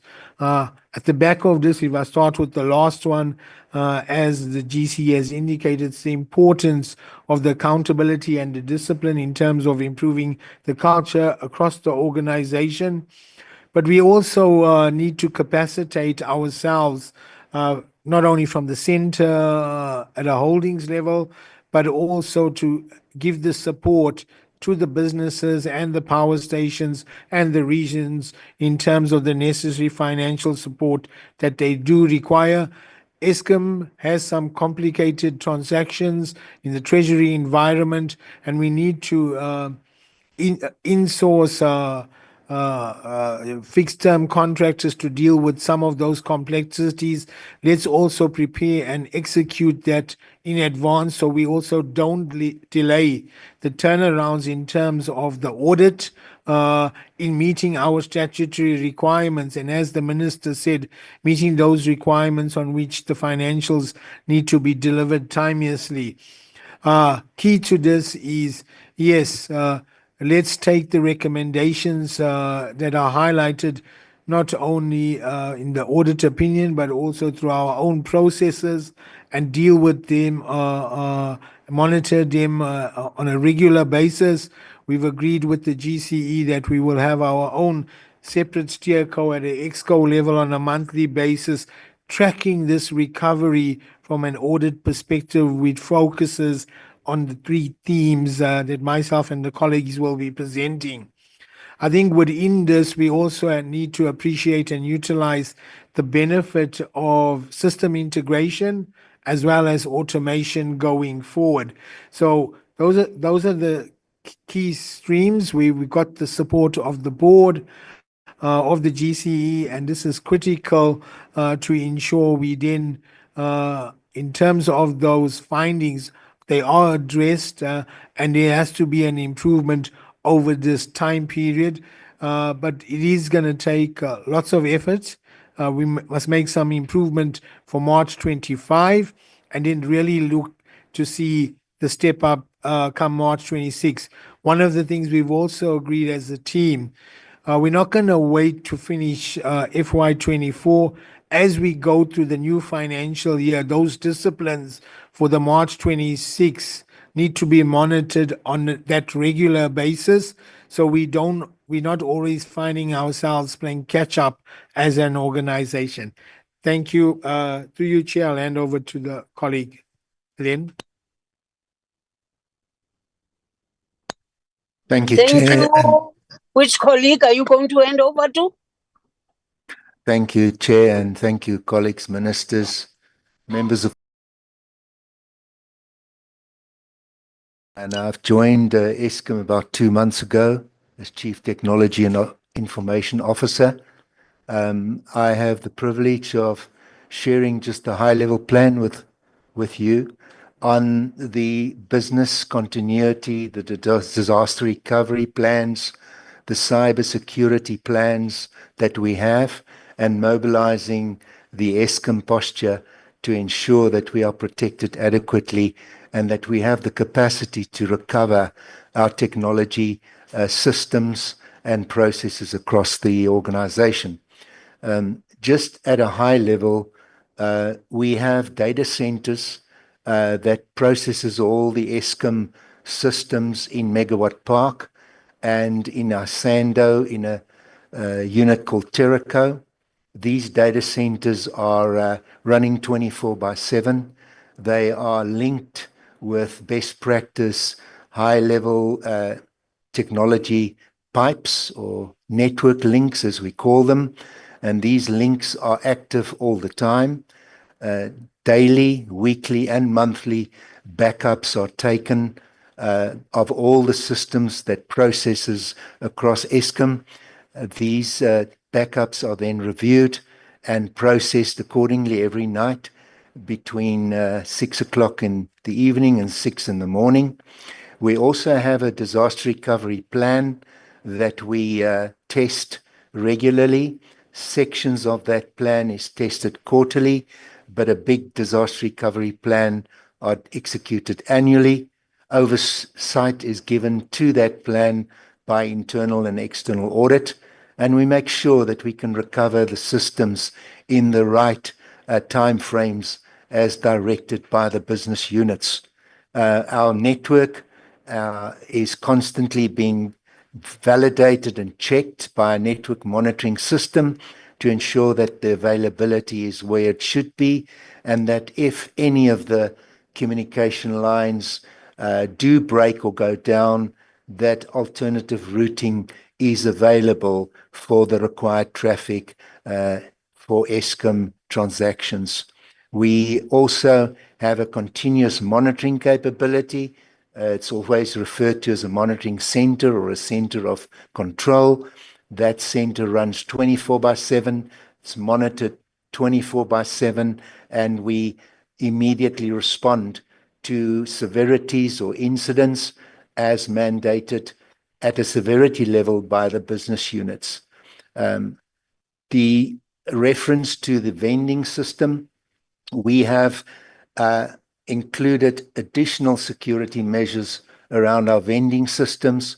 We have included security taps, extra security software. We monitor the infrastructure even more by systems and cameras and access monitoring systems and software to ensure that we protect the vending platform completely. At a high level, I'm happy to report to the committee that we will be reviewing and further strengthening the posture. We will consider sourcing opportunities to improve on the security and the processing strategy of Eskom. And we believe that at this point in time, we are adequately secured for the risk of cyber posture and cyber attacks from the external communities through all our networks and through all our internet points. That in a nutshell, Chair, is a brief update. Thank you.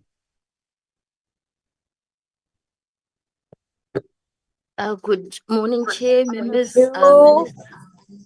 Thank you. Thank you, Chair. Good morning, members, ministers, honorable members of parliament, colleagues.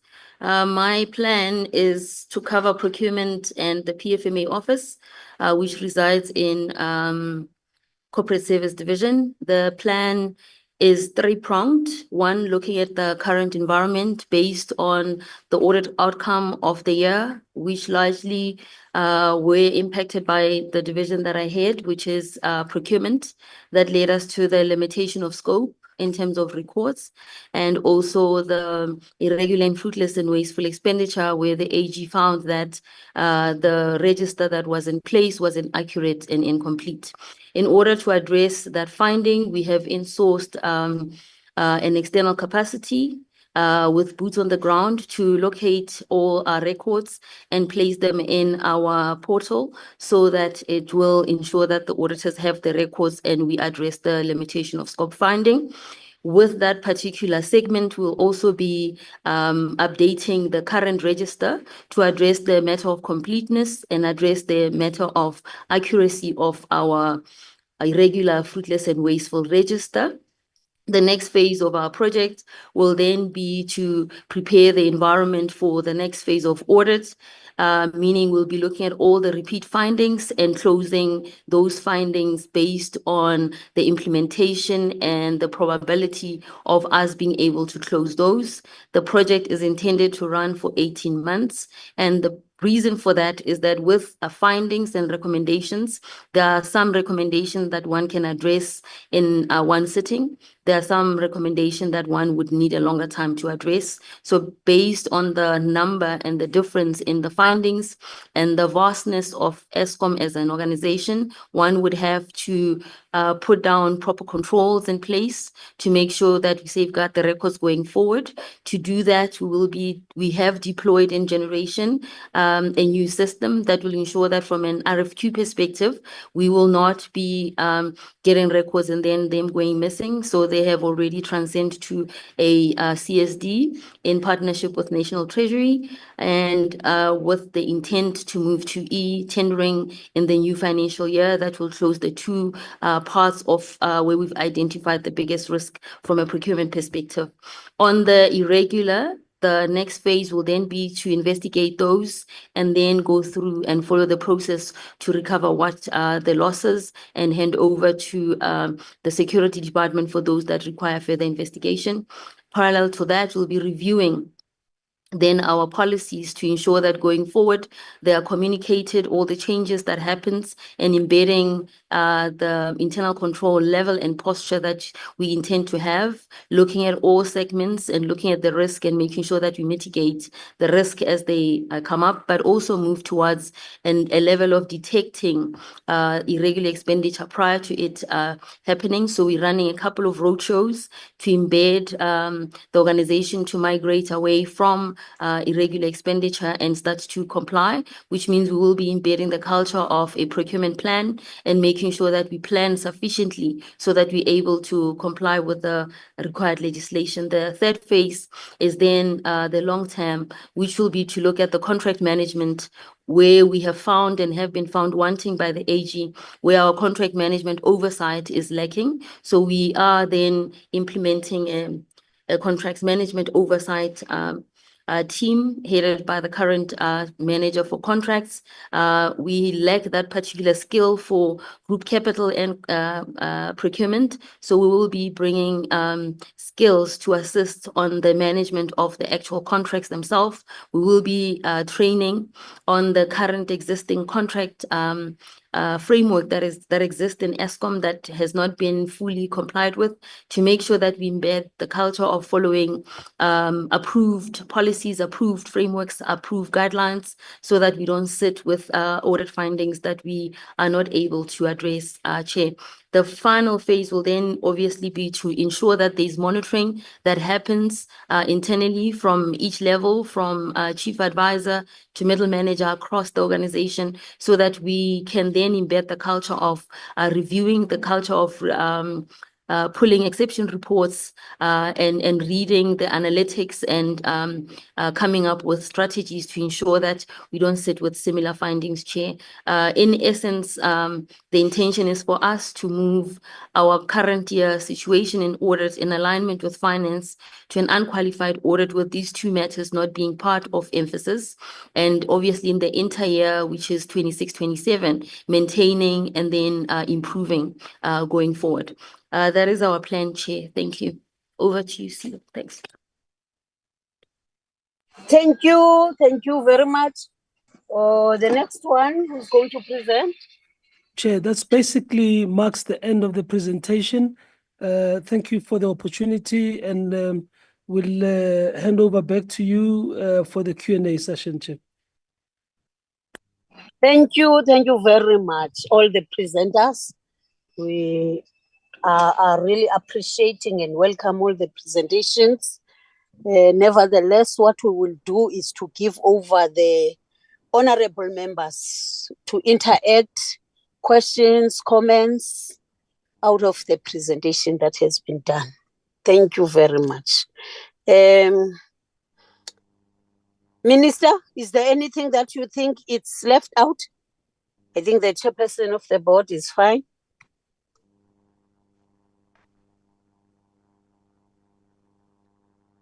Minister.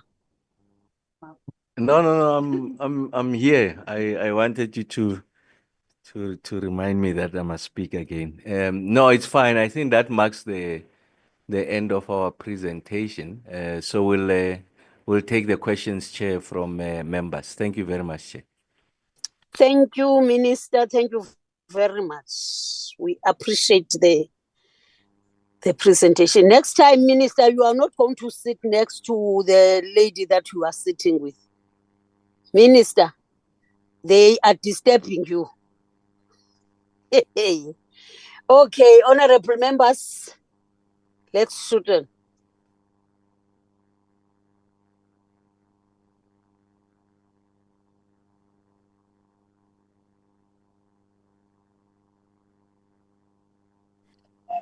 Chairperson.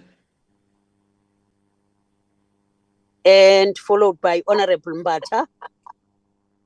Moses iPad. That's Honorable Sipombat. Oh, not Moses. That's okay. My I'm not in church. That's my Christian name. I'm not in church. Okay, Honorable Sipo. Thank you very much, Honorable Sipo. But all right, you will follow after Tring, ne? Honorable Tring. And then I saw the hand of Honorable Nkosi. Masilandelelane, as you have indicated that you would love to say. Or let me check whether are there other hands. Yes. So far, so good. Those are the hands that we'll identify. Masiyeke, Silandelelane. Honorable Maile. Thank you, Chairperson. Chairperson, I'd like to, first of all, thank Eskom for the presentation. I also want to apologize for coming in late. I had a prior commitment that ran on a little bit, but let me dive right in. My first question is on slide 4. You refer to a 10 billion Rand forecast for 10 billion Rand profit after tax forecast for the year. Now, if my basic accounting is correct, that's after you've invested in capex and repairs and maintenance and all your other expenditure. Can I ask how Eskom justifies a 10 billion rand profit when South Africans are being asked to pay 12.5%, 12.7% more for their electricity going forward? In other words, you're burdening taxpayers with increased costs of electricity, but you're going to make a 10 billion rand after-tax profit. That's not justifiable. You know, if you'd said to me R1 billion, I could probably get away with it, but no, I can't condone a 10 billion rand profit. If we move on, onto slide 5, you talk about the various issues, but what really concerns me is that the AG in their presentation on Wednesday identified that there have been a number of commitments made by Eskom over the years, over the past several years. So my question really is, what's going to be different? What are you doing different now to address the lack of attention to the various issues that were identified in the AG's report? And I'm talking about the fraud, the crime, the corruption, the mismanagement of finances, etc. And I note in particular in regard to the latter that there hasn't been a significant change at the top of the financial structure of Eskom. So I'm really worried about that your procurement processes are not up to speed, that you're not complying with the various legislation and regulations that are imposed on procurement processes. The AG mentioned that there were a number of coal contracts that were just completely irregular. This is not acceptable, and Eskom needs to own up and show us that there's action being taken in this regard. Okay, moving on. I do want to talk, I know that it was brushed over, but the municipal debt is really out of control. And National Treasury has, to a certain extent, obviously stepped in and provided debt relief. And you do address that in your slide later on, where you talk about the fact that these municipalities are not complying with the debt relief criteria on money owing to Eskom. So what progress is being made in resolving that? What are the interactions that are being undertaken with National Treasury? What are you doing to make sure that you get paid the current amount from those municipalities that are receiving debt relief? Then if we move on to slide, sorry, I'm just moving through the slides quite quickly. Slide 14. On slide 14, you show your electricity sales by customer category. So my question is this: what percentage of your sales in terawatt hours is the subject of special pricing agreements? And secondly, what is the percentage of your electricity sales in revenue terms that is covered by special pricing agreements? On the next slide, on this slide, you indicate on, and we're on slide 15 here, on the right-hand side, you have your generation cost by source. And you indicate that your cost of renewable IPPs has increased by 2%, and your cost of other IPP programs by, it looks like R1 billion. Obviously, that's an increase off a zero base. So first of all, I want to know what those other IPP programs are. But secondly, and this is more importantly, is you can't show a slide like this. Oh, sorry, I see it's in rand per megawatt hour. Sorry, I apologize for that. Actually, that doesn't really make sense, but okay. You can't show a slide like this if you don't show the change in the volume that is coming from each source. In other words, in 2023, we increased from, I don't know, 500 megawatts of renewable IPPs to 1,000 megawatts, because otherwise we're looking at a cost out of context.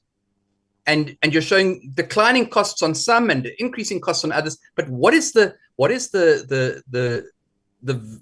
variance related to the volume of electricity that you are generating or producing?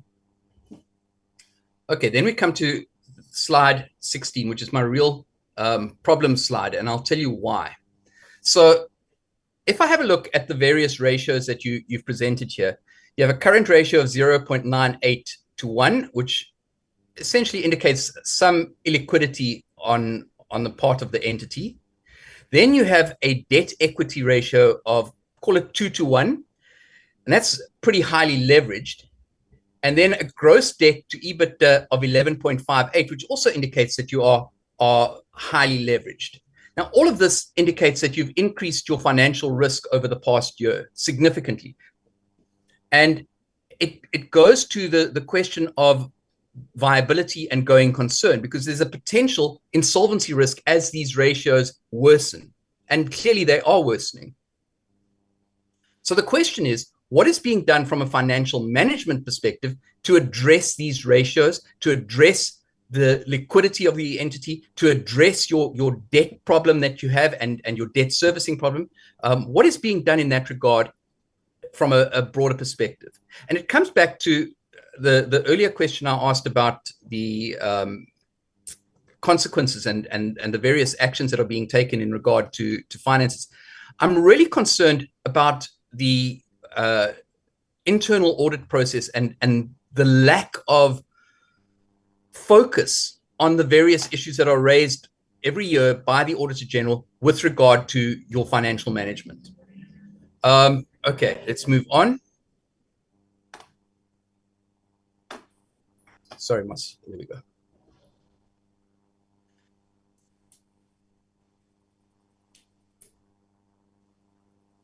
The next slide that I want to ask about is with regard to your, and this is slide 20, you indicate that you're investing 1.1 billion in transmission network, which is a decrease. That's for repairs and maintenance of the transmission network, and that's a decrease of 3%. And then you indicate at the bottom a capex investment of 4.3 billion rand, which is an increase of 20%. And I'm really pleased to see that. What I want to know is what progress has been made on the transmission infrastructure rollout, the increased rollout that is required of your transmission infrastructure. You know, in, I think it was December 2022, we heard from Eskom that at that time, roughly 14,000 kilometers of new transmission lines were planned. We keep hearing that number, but we're not seeing what progress is being made on rolling out those lines. So I'd really like some hard numbers in that regard. And then if we look at the 2025 first 6 months, I am concerned, first of all, about the increase in municipal debt. I've already touched on that. But I'm concerned about the transmission network reliability performance that has declined. Can you give us some indication as to why that is?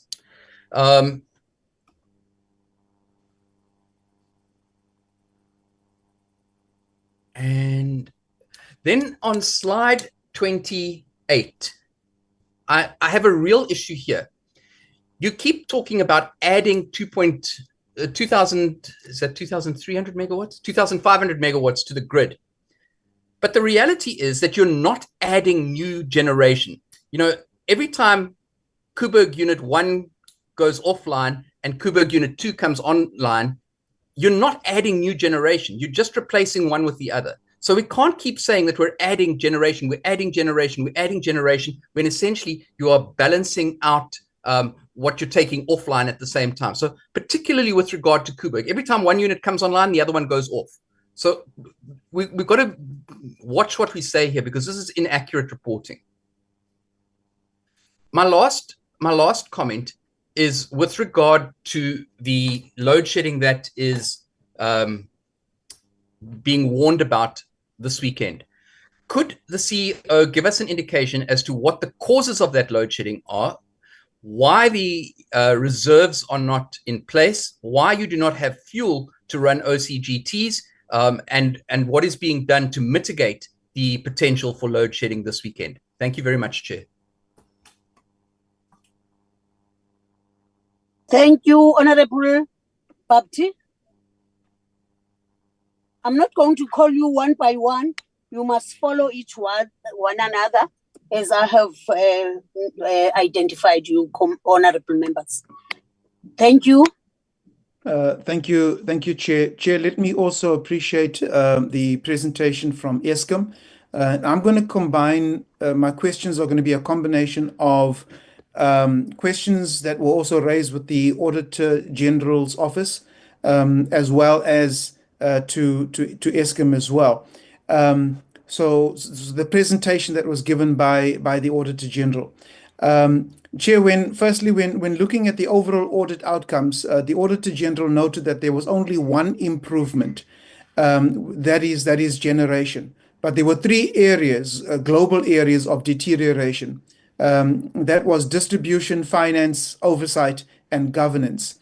So can Eskom give the board, the members give an indication or an answer as to why was this so? Why one improvement, but so that's like a 25% if one looks at just those four areas, and a 75% deterioration in terms of the Auditor General. So why was this so? Then secondly, Eskom's revenue grew by 14%. However, this is largely driven by a 18.65% tariff increase. Now, the qualified with findings outcome by the Auditor General caused the Auditor General to conclude that the cost of primary energy could be much lower if the losses from criminal conduct, irregular expenditure, and fruitless and wasteful spending could have been eliminated. So the simple question here, Chair, is why is it that Eskom has actually failed? Why is that Eskom has failed to implement the recommendations of the Auditor General in this regard? Then thirdly, the Auditor General reported on a list of inadequacies and contraventions, including the National Environment Management Act, the PFMA, supply chain processes that were not adhered to, systems of internal controls to prevent irregular expenditure, fruitless, wasteful expenditure, and losses to criminal conduct. Now, in the last 3 to 5 years, the Office of the Auditor General has highlighted these contraventions that I've just mentioned, and there haven't been serious interventions by Eskom to address these contraventions. So, what is going to be different this time around? It has been addressed, and I appreciate that, by the audit recovery plan. But of great concern, Chair, also is the finding of material breakdown of internal controls within the prepaid IT ecosystem, which has enabled Eskom staff to create illicit usable prepaid tokens. What guarantees are there that consequence management has been and will be applied in this regard, and that this intolerable state of affairs will certainly not be repeated? Then, Chair, the Auditor General also reported that Eskom has been unable to meet its key performance indicators, where it's achieved only 17 or 40 of its KPIs, or 42.5% of its targets. And additionally, Eskom failed to meet its target of 80% energy availability factor, and as a consequence, was unable to increase electricity reserve margins to 15% and failed to achieve the additional 1,000 megawatts by 2024. So how will Eskom turn this around and avoid future inability to meet its targets? Then, Chair, what percentage, just a simple question, what percentage of units have tripped after maintenance? So in other words, there was a maintenance plan, the maintenance plan was executed, but after the execution of the maintenance plan, we still have units tripping. So what percentage after maintenance do we still have units tripping? Because this certainly speaks to the quality of maintenance conducted, if that particular percentage is indeed high. It has been said that for Eskom to stop the leakage of criminal conduct, irregular, fruitless, wasteful expenditure, and so on, there has been some 304 arrests. But what concerns me here, Chair, is that there's only been 17 convictions, 304 arrests, 17 convictions. So this speaks to a 3% conviction rate. What this says to me is that it sends a message that crime at Eskom actually pays. With a 3% conviction rate, criminals have a 97% chance of not being convicted. So how is Eskom addressing this huge disparity of conviction rates? Then looking at Eskom as a going concern, your liabilities exceed assets by some 50 billion rand. This obviously speaks to an entity teetering on the brink of bankruptcy if it was not for government bailouts. So while being unable to stem electricity losses due to illegal connections, ghost vending, illicit electricity tokens, does Eskom have the capacity to become independent of government bailouts? I know that there was a long-term plan to reduce Eskom's dependency on bailouts, and also to reduce Eskom's, I think, the 500 billion rand that debt that Eskom has to about 250 billion. But is the capacity there for Eskom to implement what it has said it would implement? Then, Chair, another concern with the Auditor General indicating that some 50% of our municipalities are no longer going concerns, also basically bankrupt, and municipal debt expected to increase to some 100 billion rand this year. This obviously poses a huge risk to Eskom. What intergovernmental, and perhaps the minister can speak to this, but what intergovernmental interventions are there to address this particular risk? Then, Chair, just on the just energy transition, we need to note that China, India, the United States, and Japan, these four countries, account for 76% power stations. They are still using them. They continue to use coal-fired power stations. Africa has, as a continent, emits 4%, only 4% of the emissions. So South Africa's contribution to carbon emissions is probably 0 point whatever percentage, negligible percentage of our carbon emissions. We also need to understand that our exports of our best coal, some of our best coal to Europe, increased by some 720% in 2022. So certainly, in my opinion, and the opinion of the ACDP, we cannot be decommissioning our coal power stations to please the elites of this world. Some who are afraid that Africa's growth will displace them as economic powers. We must learn also from the Komati decommissioning failures. And my question is Eskom utilizing clean coal technology to assist in growing our economy and making use of the competitive and comparative advantages that South Africa has, particularly in terms of the usage of coal? So, Chair, to conclude, the inability of Eskom's board to stem the losses incurred over the last 3 to 5 years, in my opinion, is treasonous, particularly for those that have been guilty of criminal conduct. Because not only, as I said to the audit in our meeting with the Auditor General, not only are the lives of South Africans put at risk, but it's the livelihoods as well. The inefficiencies, obviously, it is well known and well documented that the inefficiencies at Eskom have hammered our economy, increased unemployment, poverty, and inequality, and poses one of the greatest risks to the well-being of families in South Africa. And so Eskom's inefficiencies, incompetence, and inability to address the recommendations of the Auditor General over the last 5 years, because the Auditor General has been scathing in saying that we have these recommendations, but Eskom has not been implementing them. And so as a result of this, South Africans continue to be in pain and suffering as a result of these inefficiencies. Now, Eskom again, turns to punish South Africans with their request for increases that are above the inflation, the 3 to 6% inflation band, with a 12.7% being approved by NERSA. But if one looks over the 3 years and the increases over the 3 years, and while appreciating that in the outer band of the 2 years, a 5.36% and then a 6.19% increase is almost within that particular band.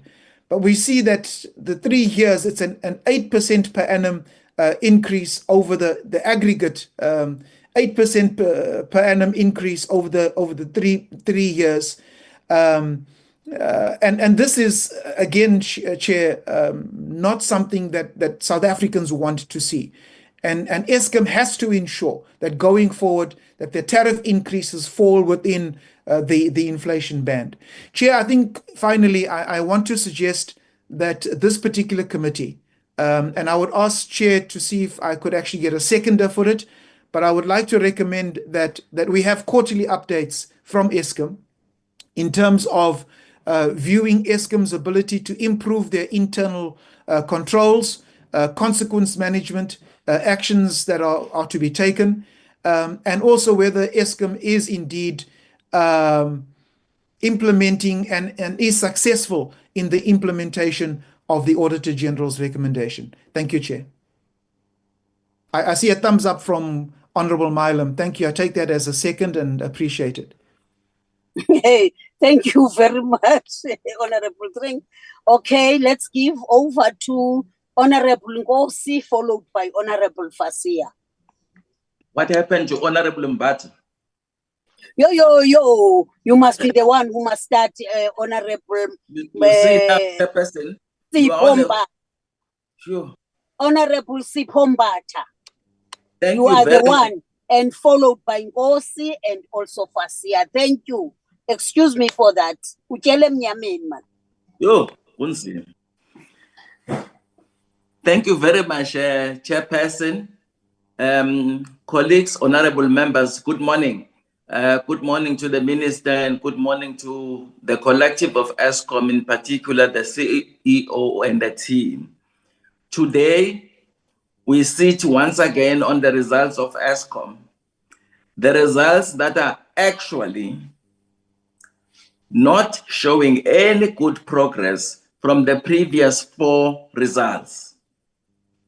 Chairperson, the record of these results show that there has been no drastic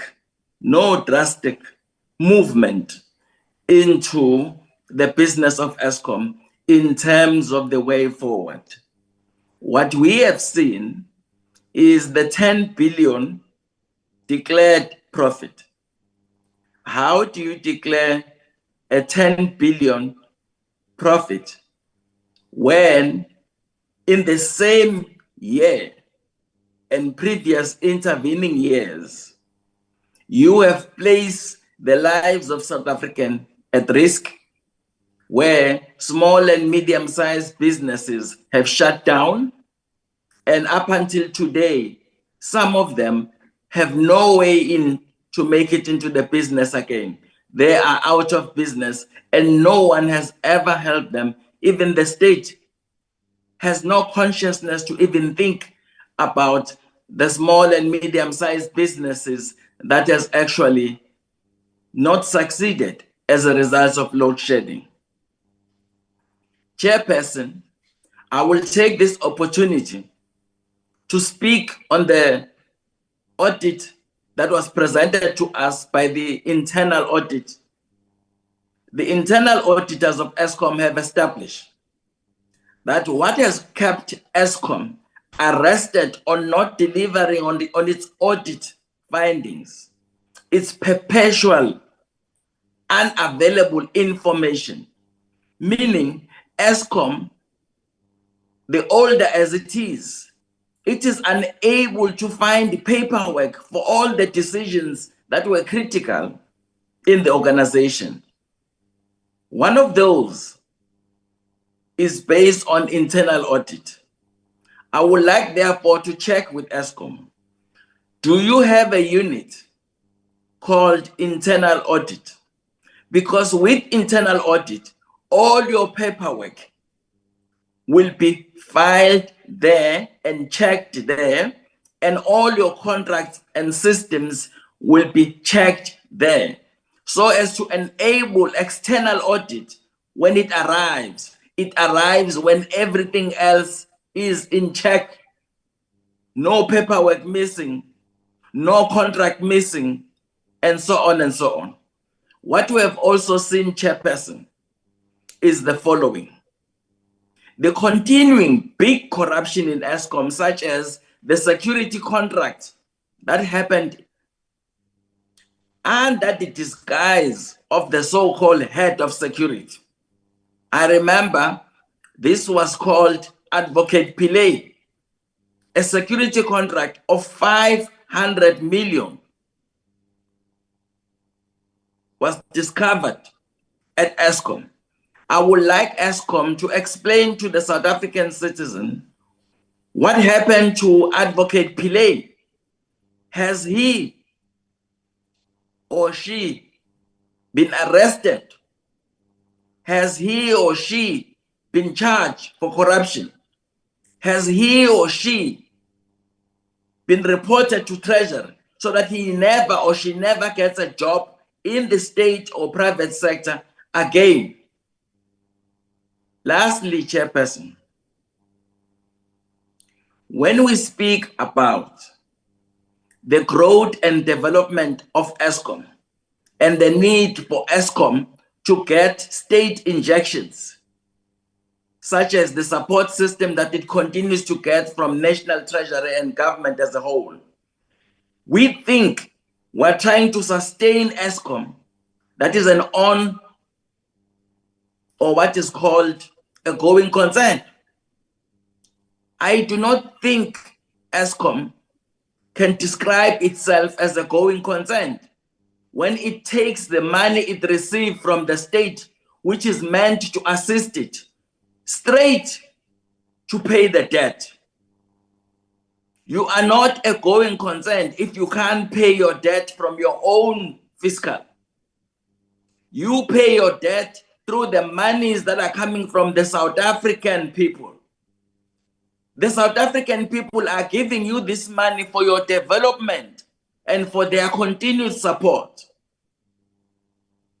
If Eskom were to not declare this 10 billion and basically handle the challenges of its development and growth, so that when government next time it gives the money to Eskom, it goes into Eskom's development and growth, not to debt.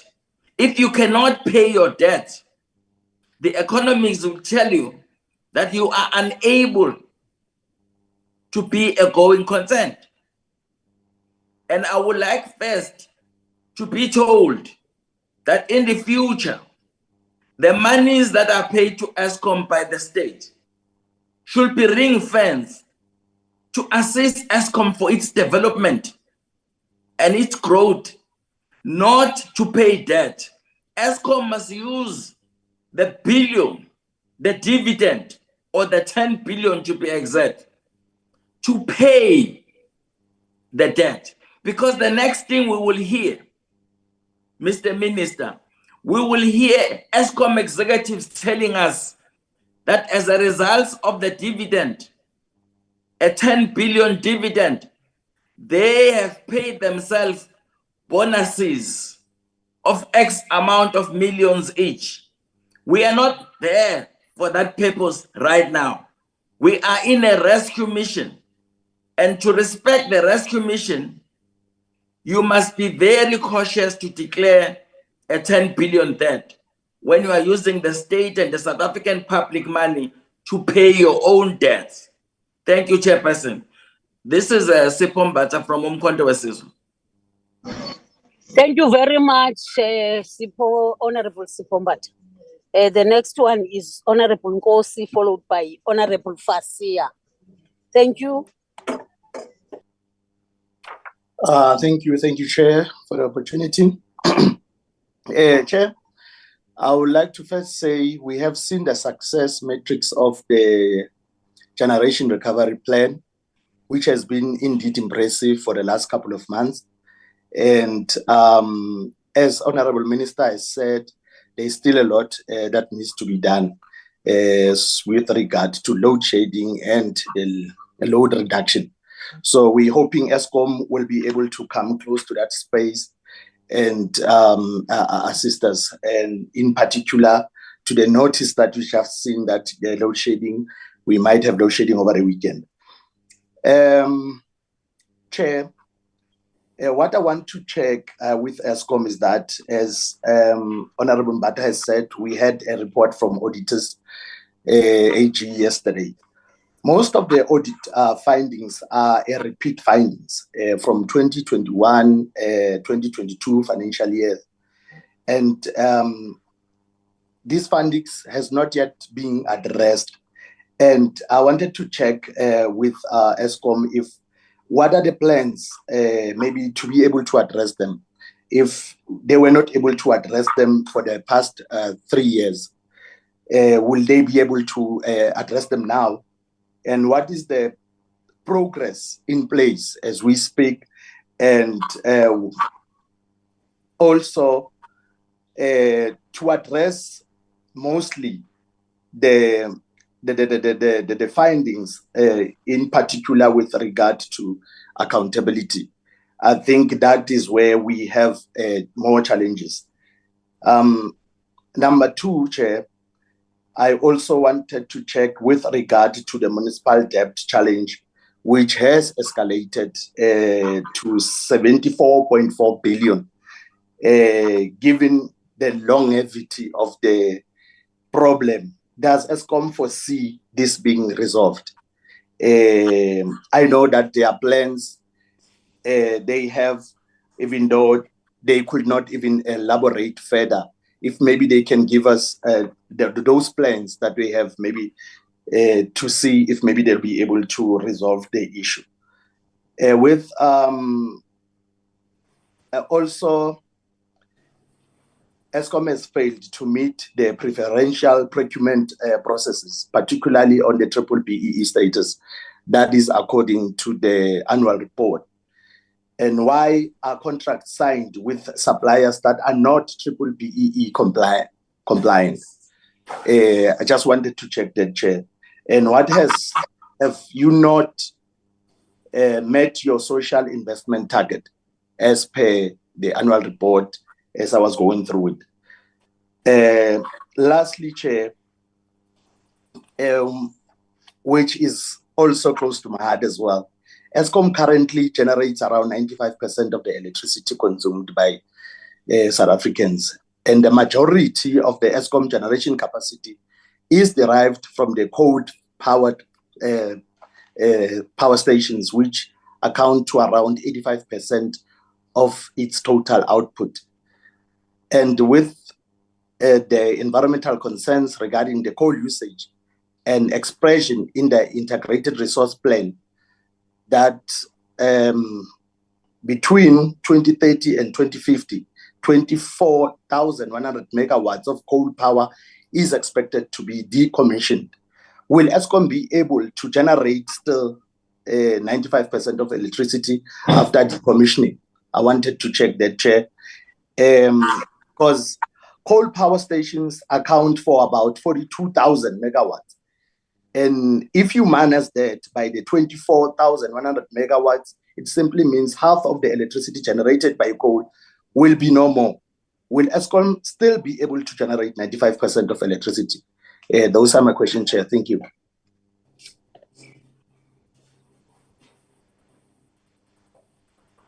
Thank you, Honorable Nkosi. Honorable Fasia. Thank you very much, Chair.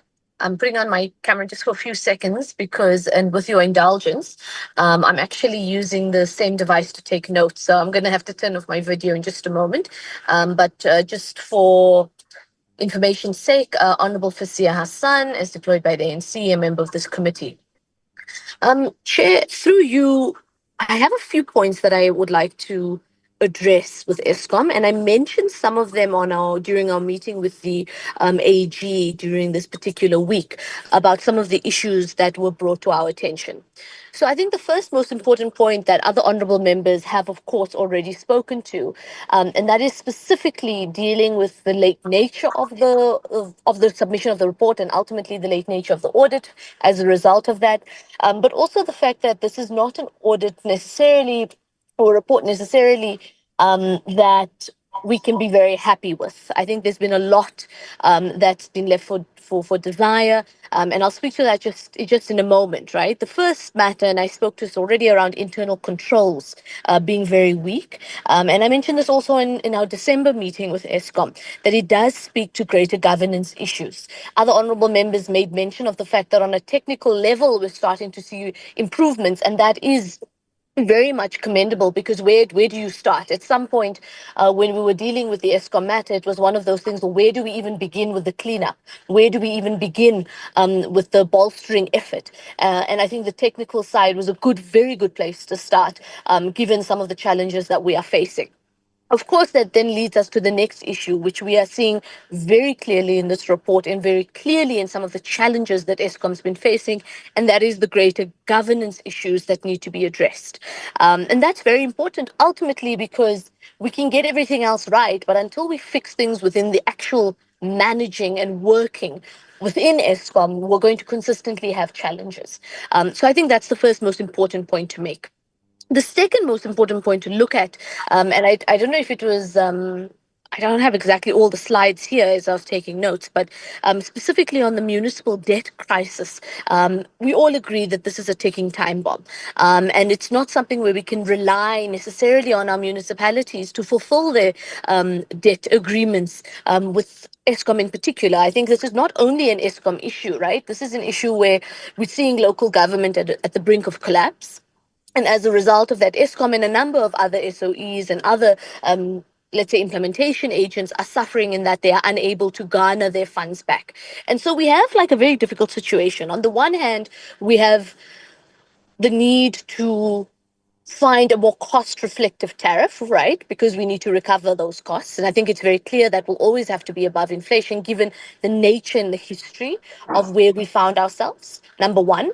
But number two, it's a very difficult clutch that needs to be balanced ultimately, because we have to have that cost-reflective element, but we know that citizens are suffering, rising cost of living, but also very importantly, and this is where I'm linking it to the municipal crisis and municipal debt crisis, many South African citizens who are in fact ratepayers will pay their rates, but because of load reduction and because of maintenance issues, etc., some of which are Eskom related, most of which are not, result in a number of different power outages.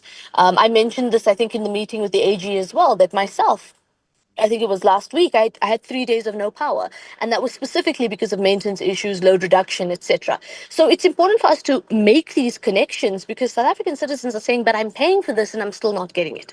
Then, of course, you get the other group of people who cannot afford to pay. I think we've spoken, Minister, at length on the political interventions that are required on the subsidy, etc. But then there's this third group, which we think we talk about. It's in the slides. It's in every meeting we try to address, around the illegal nature or fraudulent nature of the tokens and the prepaid electricity, etc. Now, this is something where we really do need to apply in a very interesting fashion, maybe some form of behavioral science. And what do I mean when I say that? So I've given you a little bit of a context of why people are feeling like, well, even if I pay, I don't get anything. And you couple that with a lack of trust, but you also couple that with a lack of economic growth. And you have a perfect recipe for a disaster of non-payment, even of people who can afford to pay. So we really need to sit down, I think, Minister, not only with the Eskom group team, but also with some very interesting thoughts around how we actually recreate, maybe not recreate, but find a way in which we sort of leverage off society's I think, desire for a better South Africa, but also some of those disgruntlements. And I think we need to really, really look at how we push towards a bigger culture of payment and ultimately addressing non-payment. We also, NERSA has approved a tariff of 12 point, I thought it was 12.5, 12.7%. We still need to sit with NERSA, Eskom, Minister ourselves. We need to look at the further cost drivers. We need to see where there is room for leeway, not necessarily on this particular tariff. I know there's a determination, but we need to look at where we can cushion the burden, especially for the poor and the middle class in that sense, especially the lower middle class. When I was looking at slide 8, I think it was quite a damning slide. And one thing I do want to acknowledge, Chair, is Eskom didn't come here and say, so-and-so's the reason why entirely it hasn't been submitted on time. I think the Eskom team, and I want to appreciate the board coming here honestly, acknowledging that this particular report is far too late and frankly unacceptable, but also saying we're not running away from accountability. And I want to appreciate that because this marks a turn, I would like to believe, in the culture of taking accountability in Eskom. If a senior management team can come to a portfolio committee, parliamentary portfolio committee, and say, we were wrong in terms of X, Y, Z. These are the interventions. And I think Mr. Kassam, CFO, spoke to some of those very specific interventions, ensuring that the next audit that comes through to this portfolio committee sees better results. That can be a marked turn. What we then need to do is recreate this culture and imprint it in the lower levels going down. And that does require a very, very strong hand, CEO, in ensuring on every level, whether it is in the procurement team, whether it's in the stakeholder team, et cetera, we need to come down hard on certain people and certain practices that are frankly unacceptable and are leading us into a situation in which it becomes untenable. It would be important going forward, Chair, and I think it's already on the program for the NTCSA to report to us. They're also one of the reasons why this report is late. So we also need to see what's going on there. I know it is growing pains, but it is important if you have a new entity from the very beginning to set the right kind of culture and set the right kind of expectations, both from us as a committee, but also for them as one of the SOEs. I think, Chair, I would also like to appreciate and perhaps also agree with some members who've spoken about a more regular update from Eskom in terms of the internal control mechanisms. I don't think it can be a bad thing. It can only be a positive thing. And there's huge opportunity for us to get Eskom back on its feet. And this will be the last point that I make, Chair. Oh, sorry, 2 last points from my notes. Eskom in this, or the financial year that's being looked at, is the first year in many, many years in which a profit was seen. Now, it's a fascinating thing because honorable members, both in this committee and generally speaking, throughout the space, we have been very critical of Eskom being unable to get a green level in their books, right? Now that they come to the portfolio committee with some light at the end of the tunnel, we hammer them back down again. So we also need to be fair in our oversight and fair in what we are asking Eskom to do. Of course, there is a balance. Of course, no one is saying that Eskom must be raking in money. That is not at all the point that I'm making. The point that I'm making is that where Eskom has done well, we commend it. Where they have not done well, we come down hard and we find a balance in between. But I don't think it's fair for us to be very critical of making a profit when in reality we have been singing the song of financial viability of Eskom. And now that we're starting to see that financial viability, which by the way is not to pay out a multitude of bonuses, it's so that we can get Eskom back on its feet. If Eskom comes back onto its feet, it means there are a number of interventions we can do, especially in local government, to handhold this upcoming process to ensure that there's capacity done within those local government elements. So I just wanted to put it in a larger context. And that last point, I mentioned it with the AG, and I know what the auditor said around the blacklisting of suppliers rather, but I thought it's important to also mention it to Eskom that we do need to find a way, especially in terms of some of those dodgy or coal deals that we've seen led to some of those collapse, around how we blacklist specific directors, specific suppliers, and we work with National Treasury, who's already started to do this kind of thing, but to ultimately hand them over to the authorities. Chair, I'll leave it at that because I think other members have covered more structural systemic issues. And if there's anything, I'll beg your indulgence to come back in at a later stage. Thank you.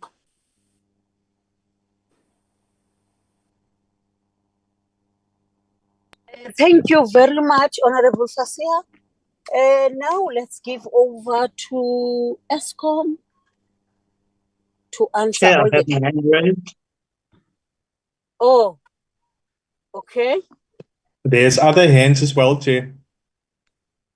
Aibo, which ones are those? I see Honorable Babti. Yeah. And then who's this? It looks as if Mr. Milam wants a second bite. Chair, And just then, one question. That's all I want to ask. and No, then the third one. Honorable Who's Nchabaleng, Chair. Who's that? Honorable is the newly appointed MKP member, Chair. Aibo, that's my Yeah. first time to hear about that.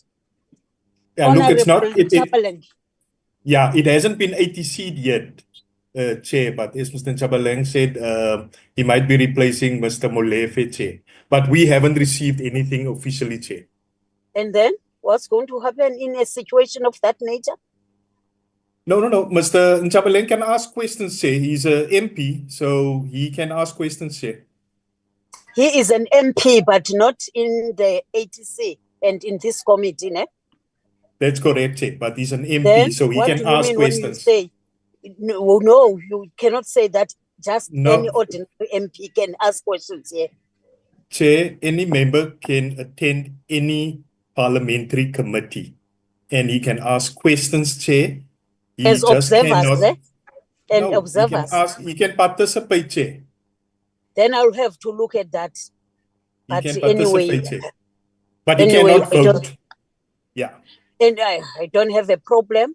Honorable Ntabeng, excuse me for not accepting you and welcoming you in this new committee that we have joined. It is my first time to hear from the secretary about you, and we really apologize for not acknowledging your presence. Otherwise, I don't have a problem. Honorable Babti. Thank you, Chair, and good afternoon to you, and good afternoon to the colleagues, and to the Honourable Minister, the Deputy Minister, Chairman of the Board, and Eskom officials present. Chair, I just want to preface what I'm going to say by making the point that the improvements that we are seeing in the current year are very much welcomed. We all need some good news in this country. But it does bring me to one of the issues, I think, which takes away to some extent and which has been covered by previous speakers, but I'd like to put it a slightly different way for a particular reason. That is the municipal debt. We know that generally across the country, municipalities struggle to provide good services. It's a big problem. Eskom is engaging various role players, including the municipalities, to effectively operate their distribution services and manage their finances with regards to electricity. And it's obviously in Eskom's best interest to do this because it makes Eskom more viable. But our question is exactly what are these initiatives? Because in the broader context, if they succeed, then there may well be a model here to be applied to other services where municipalities are failing. So although the question is asked by this, I'm very keen to hear exactly what these initiatives involve. My second point is to do a question, a simple one, to do with the savings for the open cycle gas turbines in the financial year 2025, and reference is made to an amount of 11.9 billion, and I'd like to have that unpacked to explain how that figure is arrived at. And then, Chair, in closing, on the question of bailouts and the $500 billion that Eskom has seen over the years in government bailouts, the whole question of bailouts and how it impacts our economy and the country in general is a huge problem for us. And clearly it's got to be an objective, the priority objective of any state-owned enterprise to operate without bailouts, particularly in a service where the potential to generate profit and revenue towards other services is possible. And I do believe that has to be one of the apex priorities in our particular portfolio. Thank you, Chair. Thank you, Honorable Babti. Honorable Chabaleng.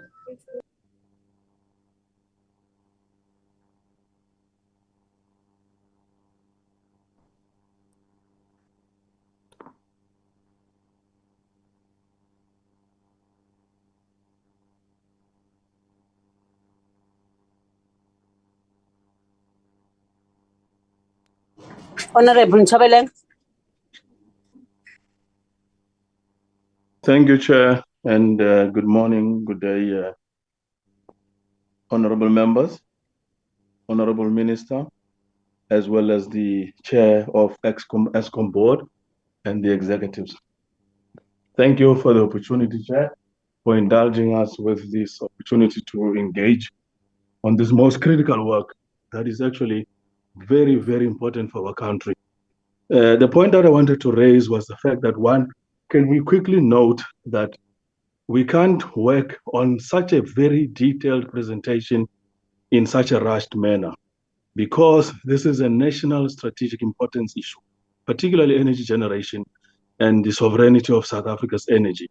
The presentations were brilliant, were excellent. The chair presented well, the various divisional executives, including the CEO of Eskom, gave a brilliant presentation. The minister has actually given an overview that was excellent, but we have inputs that we want to now include. One, we applaud the suspension of load shedding, but we caution against the reintroduction of load shedding where it could have been prevented and where it could have been delayed. We know there are systems constraints, but we know that there are other forces that are playing a sinister role, that is to undermine Eskom.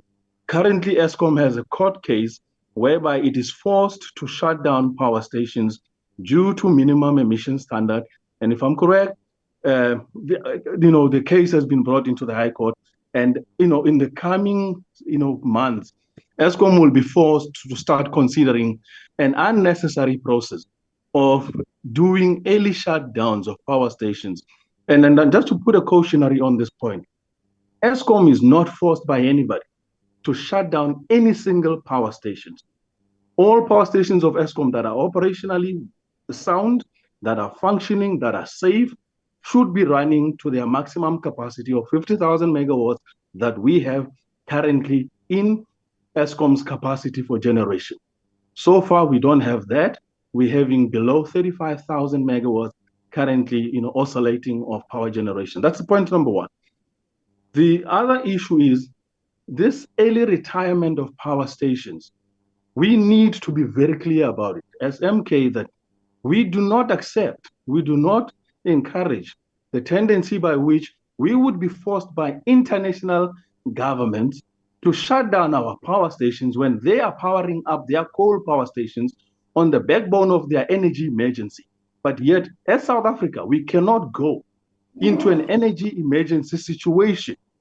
So power stations at Eskom, coal power stations, should be functional, should be operating, and should be brought into line so that we get our economy out of its doldrums and the underperforming situation that is at. So, and I'm saying this very clearly, that the presentations are lovely, but we need more time to engage with them so that we can give you proper quality input and not just be given a slapdash, hit and run presentations, and then we're left in the lurch again, whereby as public representatives, we are still held accountable to say, you're not solving our problems. We are held accountable by the people, and we're here representing the people. So that is a very important question that must be actually answered. Why is Eskom embarking on early shutdowns of power stations? We shouldn't be hearing that there will be 12 megawatts, 12,000 megawatts, there will be 25,000 megawatts of shutdowns that Eskom has in the pipeline when we are in an energy emergency scenario situation. If Eskom wants to augment and improve on introduction of alternatives, they should do it at a pace that agrees with the current capacity that is available. And not only that, we should start seeing the minister talking to us about increasing the coal generation capacity. Very important. We want to know, are there any other plans to include new coal-based power stations, HELE-based, high efficiency, low emissions, introduced, so that if there is a talk about minimum emissions, as well as the issue of CO2, the climate and environment, we can comfortably and confidently say as a country, we have mitigated against those and we're building additional coal power stations. Very important for the country to go forward and to prosper. The question of nuclear has to be brought into the fray. The issue of ensuring that when we're talking about OCGTs, at what role and what level of expenditure.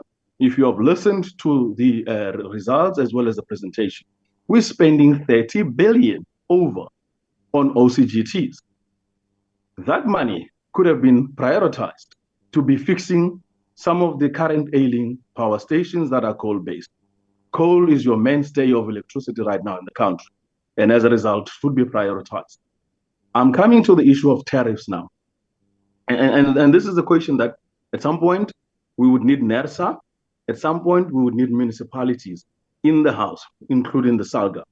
Why is Eskom passing over a cost of R1.65 tariff that they are charging to municipalities? But at municipality levels, they are selling at R4 to R5 a kilowatt hour. Why is that allowed where there is over R2.50 of over profit that is actually levied and charged onto consumers? So when we're talking about reducing the prices, Eskom's current NERSA approved tariff, if it was implemented with a decent profit margin that is allowable and something that consumers can factor in, a couple of percentages, say 35%, 40% of the tariff in terms of a profit margin, they will still make a huge windfall profit out of it. But instead, they're charging R2.50, R2 at a time to consumers. And Eskom is not implementing any regulatory process. It is the same situation in the banking, where you would have the interest rate set at a prime, as well as you have the repo rate. In the case of Eskom, the repo rate is what NERSA passes on to Eskom. Eskom takes that rate and passes it on to municipalities. But the retail rate, where our consumers are paying, our voters are paying for, our people who are supporting us in the party are actually paying for, the South African population is paying for, is almost 200 to 300 plus, in terms of incremental, percentage, including the fact that you have these voucher vendors who are unregulated, totally unregulated. They charge any price they want. You'll find every system applying differently. At a residential area, there's a different rate. At a state, there's a different rate. At a community, there's a different rate. At a township, there's a different rate. And there is no standardization of what it costs to actually buy at a consumer level electricity in South Africa. I would emphasize that as MK Party, we want the standard rate, the repo rate that is applied towards the purchase of electricity from NERSA rate that is sold over to municipalities. Then they must have a prime rate that they then offer over to consumers, which is the retail price they're selling. That we need to regulate, and that we need to have it fixed and standardized so that we don't have this, gluttonous over profiting of municipalities, in the tariff that is they're charging over to consumers. That's the most important thing. And the other issues relate to the fact that,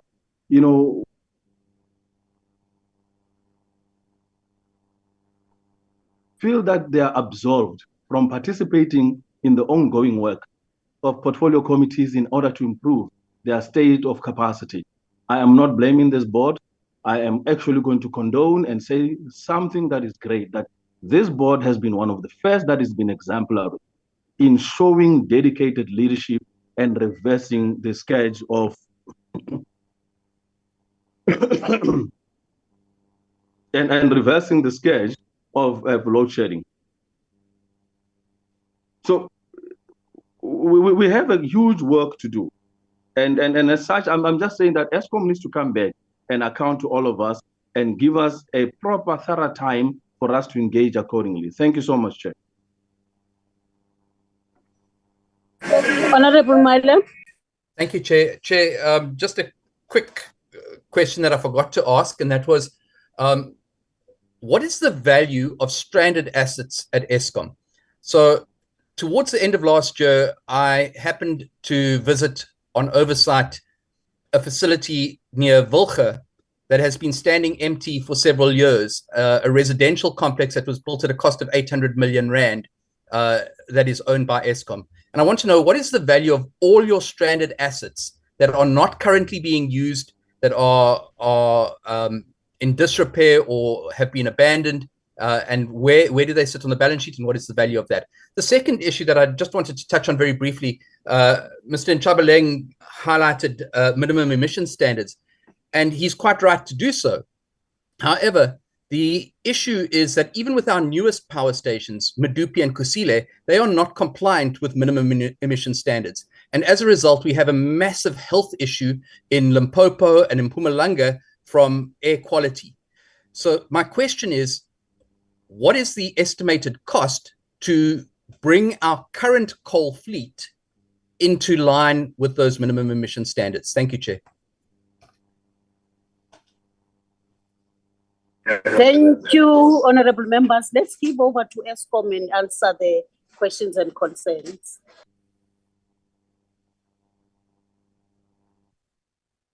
Yeah, I'll start. First is to thank the members for the questions. I want to respond to questions of a policy nature that don't necessarily reside in the domain of Eskom, so that I don't have to burden the colleagues to respond on that question, on those questions. So the first one is a set of questions and comments made by Crown Prince Honorable Nchabaleng.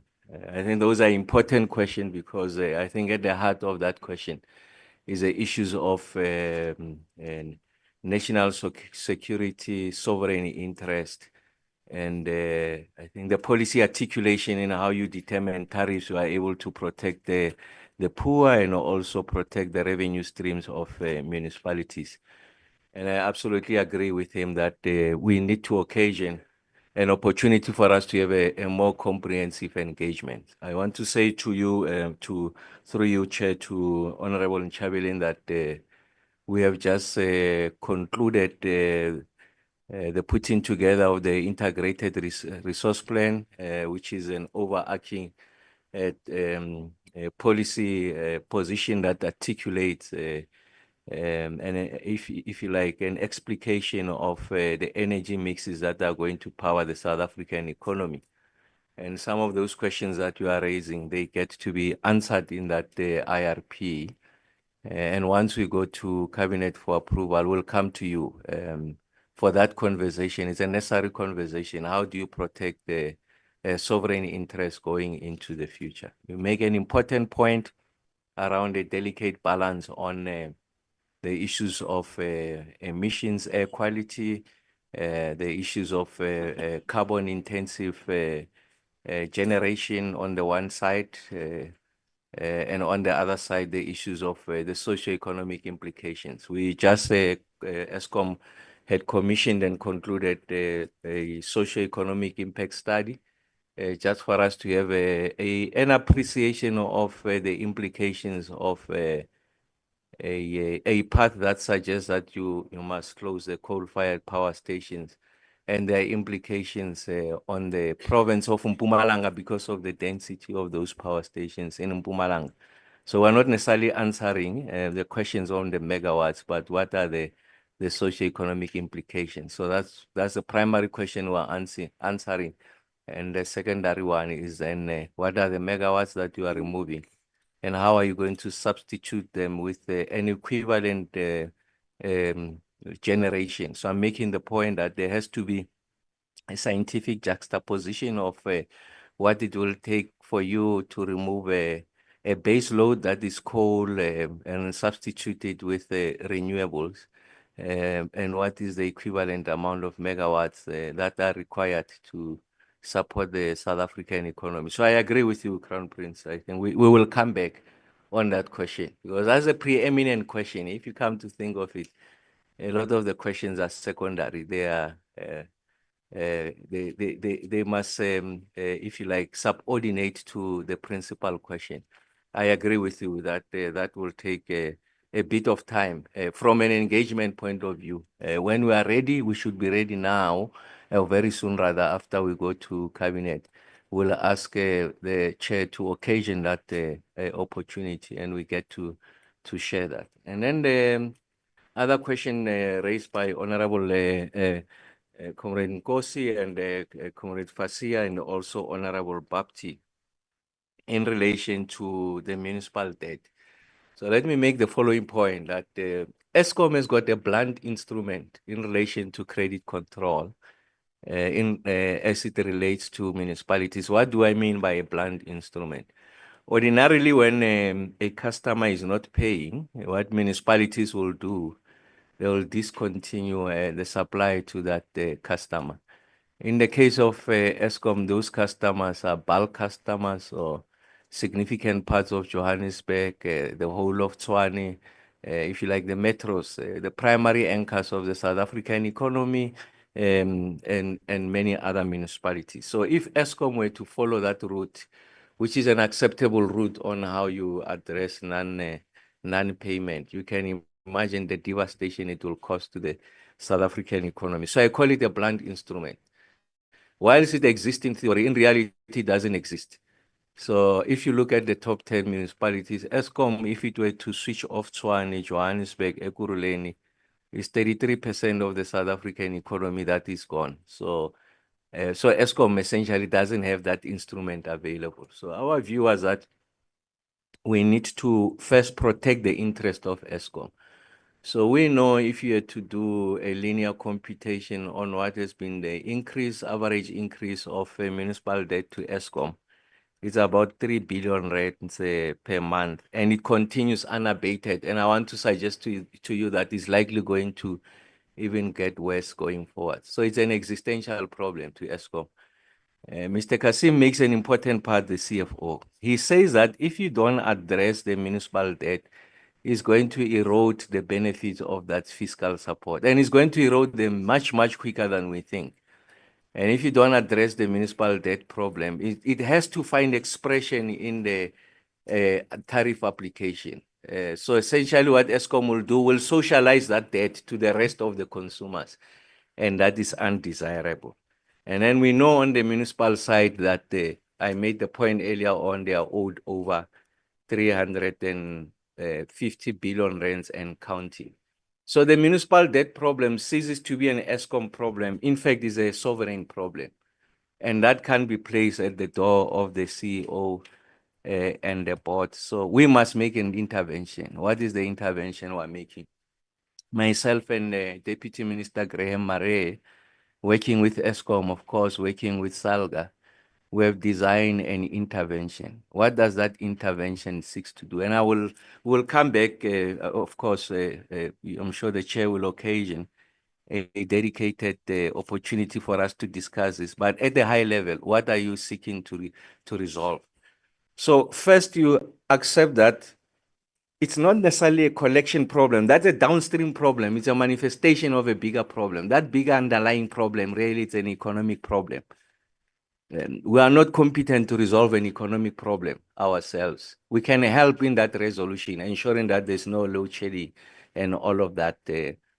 But we have accepted that municipalities have hemorrhaged a lot of engineering and financial technical skills over a period of time. And therefore, they lack the ability to plan. When I say plan, do projection on what is likely going to be demand going forward, given the population growth, the changes in the profile of demand, the upward economic mobility of these consumers, and the pressure they are placing on the distribution and reticulation infrastructure. And because they can't do that planning, they can't design for that growth. The second thing we know is that there's a lot of non-technical losses, what in township parlance we call it izinyoka, illegal connections. So if you go to many municipalities like we do, myself and the DM, and also the experience as here being a councillor, both of us being councillors, so we have an appreciation of what it takes at the municipal level. If you can go to any informal settlement, I challenge you. Ask them if they want to pay. Those who are illegally connected, they'll tell you that, yes, we want to pay. But we have not been formalized.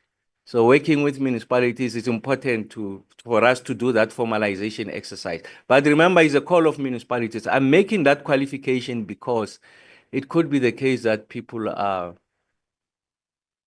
located in floodplains, the degree of vulnerability. So the municipalities don't want to carry, if you like, the threat of formalizing such spaces because they are complicit in where people are located, and if there could be loss of life, there could be litigation in their direction. But in many instances, they are located in areas that are not necessarily vulnerable to occurrence of extreme weather conditions. So formalize them.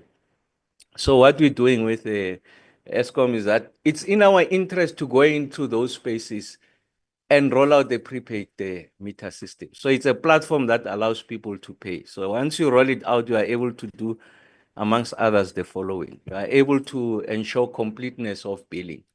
By completeness of billing, I mean everyone that consumed gets to be billed. You are able to do accurate billing. So in many instances, there's estimations, not necessarily a reflection of what people are consuming. The third one is that you have got an instrument to execute credit control. And then the fourth one, on the consumer side, those who are qualifying to be in the category of indigent and therefore entitled to 50 kilowatts of electricity for free, you are able to front load it every month. They get that benefit. There's many communities that or households that qualify for that, but they can't access it because the platform don't exist. There's no robust indigent register in those municipalities, and then they are losing out. Although National Treasury is making that money available to municipalities, then municipalities redirect that money. So for those, because the point is to the benefit to reach the people that are deserving. It's not necessarily to give it to municipalities. So you are able to do that. So it's one of those things that we'll be doing. It's a capital hungry. For that to happen, you need money. You need a war chest. And that's why this idea of a projected pre-tax profit, Eskom needs a war chest to reinvest it in this asset. It's not a projected profit of to pay some exorbitant, if you like, incentives. Eskom needs a war chest to make this investment so that it continues to be a going concern. And then we know there are two types of municipalities. I'm really leaning more on those that are owing. The DM is dealing with those that don't owe Eskom, but we see opportunities for them to do the behind-the-meter intervention for self-generation to take advantage of the dispensation that has been ushered in with regards to the amendments to the era. Because as the chair makes the point, this is a new era, and it's important that we go that route. So we are championing that with the DM. And then we'll work with Eskom to ensure that this debt doesn't balloon. And then in the context of that, we'll then agree how do you deal with the monies that are the historic debt. I'm going to tell you an uncomfortable truth. Having been in a municipal space, once your debt gets to about 90 days, it's almost irrecoverable. You are not going to get it. If you were to go to those slides, you see municipalities like Machabeng, owing 7 billion, Mfuleni. It's not going to happen. And that's the message I'm going to convey to the board of Eskom when we are meeting in the AGM. There are things you must accept. I'm not incentivizing non-payment. Machabeng is not in a position to pay you 7 billion. Mfuleni is not in a position to do that. So what you do, you secure your revenue streams going into the future. And it requires a completely different level of thinking and approach. So that's how we're dealing with it, Honorable Bapti, Honorable Nkosi, and Honorable Thring and Fasia. And Honorable Thring, I agree with you. I think it's important that this quarterly updates be done. In fact, I was going to sponsor that proposal. So it shows mental telepathy between the two of us, because I think it's only good, it's in the interest of everyone that we are able to go that route. And yes, you are right, Honorable Thring, in the context of that conversation on the IRP, your stance in relation to the decommissioning, we choose shutdown. It's a technical nuance. When you decommission, you completely dismantle the asset and you rehabilitate it. So you are eliminating any other opportunities for repurposing. That doesn't exist in our vocabulary. We talk of a shutdown, and it allows you an opportunity to repurpose. We will have a conversation when we come to have that discussion with yourselves. And then on the debt relief sponsored by National Treasury, we made the point that it's not efficacious. If you had to do an analysis, I think there's about 80% default rate, because the intervention is concerned with the collection. We say that's much later, is downstream. You are sitting with an upstream problem. The capacity of the municipalities to discharge their constitutional function, which is reticulation, and the expertise to be able to plan and invest and all of that, it doesn't exist in many parts, and hence that intervention that we're doing with the DM, and then we'll announce it to the country. Like I said, I mean, we have agreed with Salga. We are starting with Limpopo. We have mapped the country, and we know where these challenges are. And then, by definition, you resolve the issues of load reduction. I just have to make, it's not a policy question. It's just an elementary point. The slide around 2,500 megawatts, read the title. It doesn't talk new generation capacity. It doesn't say new generation of 2,500 megawatts. So it's not misleading. Unit 6 at Kusile is going to be synchronized. That is new generation. Doesn't exist in the mix. So it couldn't have been accounted for. So that's new. Unit number 4 at Midupi is not new in the context of it being a generation capacity that was not there, but it's generation capacity that was lost about 3 financial years ago. So we're saying going into this financial year, we'll get that benefit because the generation team has done exceptionally well. They are able to return it. Kubek unit number 1 for the significant part of the period under review was going the licensing route, and then we have gotten the benefit of 20-year life extension. So I think I'm saying it's an elementary interpretation. There is nothing in the slide that suggests it's a new generation. It's a combination of new, returning, and extension. And that's why it talks about 2,500 megawatts that will be added. It doesn't say 2,500 megawatts of new, because it's a combination of all of the above. So there's nothing misleading about that slide. So I thought I must answer the more policy question and the more mundane question, so that I don't burden you with answering something that is in the realm of elementary. But I'll hand over to the chair of the board. Thank you so much, Minister. I will also just focus on the strategy and oversight related questions and group all of them, because there are many questions that we're talking to strategy, and there are a number of them also which we're talking to our responsibility as the board when it comes to oversight. So the first one around strategy. So this board, when we joined this board, the key strategy that this company had was more, I would say, renewables. And we have made a decision, and this is a very important change that has happened over the last 18 months. A decision to move away from just saying we are going green energy, we are going clean. We're saying clean. And it's a deliberate choice of words to say clean.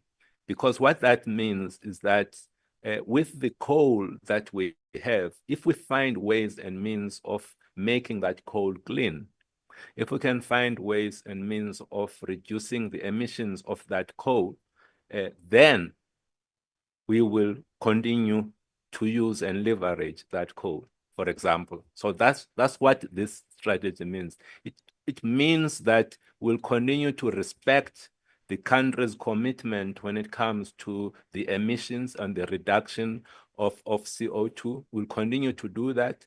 And if we can do that using the existing assets that we have, we will do that.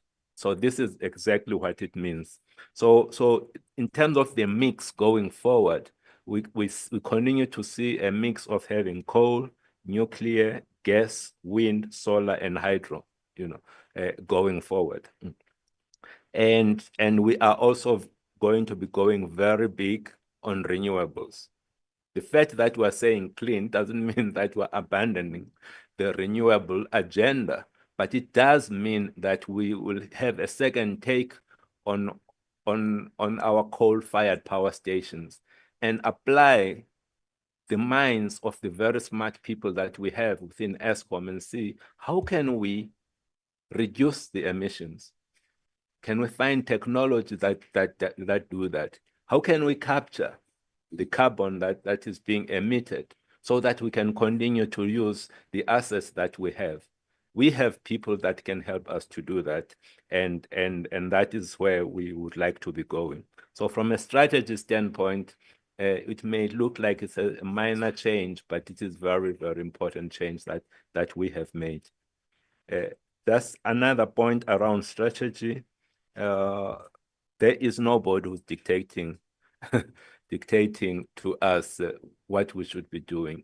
There's no West or another country that is telling us this, we need to be going wherever. No, we are doing really what we believe is the right thing for our country. So I just wanted to make that point. On the question of oversight, here I'm talking about the repeat findings that have been highlighted. I'm also talking about the comments that were made. What's going to be different going forward? What's going to be different? Already there's something that's different. And as the board felt that leadership matters. Leadership matters. Where we are now is largely because of some of the changes that have already been made. But bringing just Dan is not enough. Hence, the fact that Dan has been able to bring a significant number of other leaders who will be working alongside the existing leaders that we have in this business. It is that leadership team that is setting a different tone from the top. And that is the thing that is going to be making a difference here. And it's people having conversations and holding each other accountable. We had, after Dan presented, he asked 3 of his executives to already be saying to the committee, how are they going to be addressing the issues under their line of responsibility? It was Caleb, it was Len de Villiers, and it was also Portia, who presented to all of you here. And it was very clear from each and every one of their presentations how, when you look at the way of doing things, have changed. There's clarity, and this is what we are going after, and this is the timeline. This is who is going to be responsible for executing that. That is the new way of doing things within Eskom, and that is the agenda that is being driven by Dan. So I wanted to just make that point. The difference is the people, is the leadership. That is what is different. There was a point around the 10 billion rand of profit that we're making. We're thinking that we're going to be congratulated for this, but it looks like we've done something wrong. So, no, jokes aside, it is very important that this company is profitable. When you look at, I think it was Caleb who shared with you how much we are going to be spending on when it regards to capex going forward. When it comes to NTCSA, the TDP that we have to implement there, and the power stations that we're going to have to maintain, and at the same time, you look at the renewables agenda that we have. All of that require an Eskom that is profitable so that we can reinvest in all of these things. So the starting point is for us to be, to be profitable and then use the money from operations to drive the maintenance of our asset and also our growth agenda. So this is absolutely important that we should continue to be profitable. What we can say going forward, though, is that given the tariffs that we see, the new era that we see, we need to find other ways of making sure that that we continue to deliver the profits that will help us to reinvest into Eskom, but it may require us to be much more leaner than we currently are. So with that, I'm going to ask Dan to come in. Thank you. Thank you, Chair. Chair and honorable members, we're going to tackle the questions broadly, approaching them as themes, and I'm hoping that in the process we'll be able to cover the greatest extent of those. Maybe I just need to say the following, that this audit has been one of the most painful audits that I have ever encountered in my professional life. I need to maybe give you a sense that as a group chief executive, I've spent no less than a day, an hour to two every week, with the auditors, external auditors, as far back as June last year, to understand the root of the issues that we're tackling. It was important that I do that so that in our process of the turnaround of the business, we can actually appreciate the extent to which we need to set ourselves up to correct what was clearly wrong and what was clearly lingering in the business for quite some time. And I'm quite appreciative of that.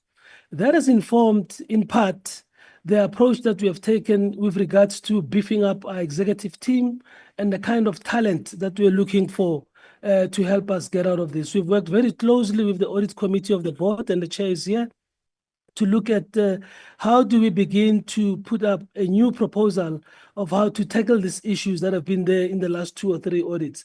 And we've heard from the colleagues that spoke earlier, they were intentionally selected to help us drive performance in those areas, both from a skill perspective, but also the kind of discipline that they lead through. So what has changed? The question was asked, what has changed now vis-a-vis the previous years? I think having tackled the issue of the generation performance in a level that we have done, we are now taking the same level of approach and energy to drive the issues of internal discipline and adherence to controls. We've outlined it. We are very happy to be transparent around it in the same way as we've been transparent around the operations, so we can get this organization not only to be financially performing, in terms of the results we see there, but that we also have the comfort that the controls that are required for the South African shareholders are there. So that's really what has changed. We need the space, we need the time, and we understand that patience has run out. We fully understand it as a management team, and we'll be going to deal with that aspect. Chair, there was a question asked relating to what has caused the current risk that we flagged at the beginning of our presentation, and that is now in the media. I just want to take the committee back to our consistent messaging. We have always said we are not out of the woods yet when it comes to load shedding. We have always indicated the level of unplanned losses that we need to stay below, because if we breach those, we are at the risk of having to revert to load shedding. This is because we still bring in capacity, and the minister has spoken about the capacities that we spoke about. We still bring capacity, and once that capacity is back and fully operational, we'll get to a level of comfort in as far as the reserve margins are concerned. This week, we indicated in the statement that we sent out a short while ago, we experienced over a 2-day period multiple unit trips at 2 key units, and those necessitated that our reserves be relied on at a higher level than would otherwise do. We are bringing those units back. It has taken us a little bit of time. We are meeting demand, but we need to create enough ullage for us to be able to build those reserves over the weekend, so that when the week starts and the demand is quite higher, we can meet those. So we have used reserves at a level that is higher than would usually been the case. But these reserves exist precisely to aid us in this particular circumstances. And what you are seeing here is no different from what we predicted when we gave a summer outlook. And of course, we continuously hold ourselves high in terms of performance to ensure that we do not load shed the country. Our focus is still on bringing additional capacity, on completing the maintenance that we are doing during the summer break, the summer holidays now, and be ready for the winter with additional capacity coming through. What have we done in terms of capacity when it comes to enforcing discipline, when it, the investigations that are done by third parties for us and also that are done internally? We have set up this unit inside our business. It is functional as a PMO. It has got the ability to take individual cases on employees who are found wanting when it comes to the discipline we require, but also deal with suppliers with our supplier review process. We work very closely with agents of the states.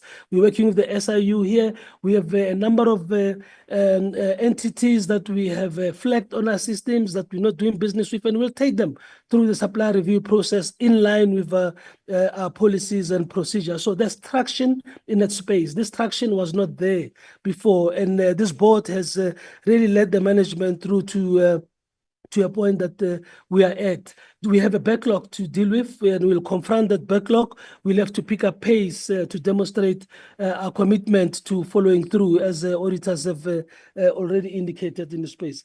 Chair, I would like to invite my colleagues. Caleb will deal with the theme of finance mostly. Monday's here to deal with the theme around our customers and customer-related issues in that space. And Becky's here to deal with some of the generation issues that have also been raised. And any of our colleagues will come in to address some of those. And the chairs and dealt with, and the minister have dealt with also key questions in this space. Thank you. Through you, Chair. I think just getting back to the some of the questions around Eskom sustainability, is it a going concern without the debt relief? No, I think it's very clear that in the audit opinion that the debt relief is essential for us to remain a going concern. And yes, per the conditions, it's only meant to pay for interest, your capital, on that debt as it matures, as well as the interest. We cannot use it for any operational requirements, which we have been doing so. I think importantly, similarly, like I think it's Honorable Milam mentioned and highlighting the key ratios on the balance sheet and where the debt equity is, the gross debt to EBITDA. Similarly, when you look at the 10 billion as an absolute number, yes, it is significant. But I think like any organization, if you benchmark your ratios per the profitability, a 10 billion profit on a 300 billion revenue line is a 3% profit margin. Now, that is still quite low for us to be sustainable, especially in light of the expansion program going forward and maintaining the infrastructure. So I think we must also benchmark the profitability in terms of similar ratios. I think importantly, if you link that back to the NERSA decision and why we find ourselves at this point, similarly, if you had to express those profits relative to the size of our asset base of 700 billion and making a 10 billion profit, you can see those returns are definitely not sufficient in terms of where we need to grow into the future. IPPs generate returns in the region of, I think, at least minimum 10%, but I think it's probably more 15 to 20 to 25%. And you can even see with the NERSA determination, we appreciate that they've granted the return percentages that Eskom asked in migrating it at 4, 5, and 6% in balancing what we would require as Eskom, but also understanding and appreciating the affordability of consumers. I think, Honorable Chair and members, in presenting the MYPD6, one of the areas I think around affordability theme to our citizens is to adequately utilize the benefits of the free basic electricity. we presented, and even NERSA in their media statement mentioned that of the 10 million registered beneficiaries on free basic electricity, only 2 million of that is taken up. And I think working with the different government departments and institutions, we need to improve that so those citizens can benefit from that. A question around our negotiated pricing agreements on sales. What was the volumes and the revenue? Currently, it's around 10%, both on volumes as well as the revenue amount, just to highlight that. And maybe again to get to when will Eskom not be a burden on the fiscus going forward? And that's our clear intention. And it really comes to that 4 quadrants that we presented. And the trick there is that you need all components to work simultaneously, like I indicated in my example about the Munich debt. But again, if you deal with the Munich debt and you don't get the tariff to where it should be, as well as Eskom being efficient, we'll always find ourselves having a gap. So all 4 elements need to work and get to that sustainable level within a similar time frame, but we need to superimpose that with the affordability to the consumer. I think from where we are and the trajectory going forward, together with the efficiencies we embedding and the discipline, we confident that post the debt relief, Eskom must clearly strive to be standalone.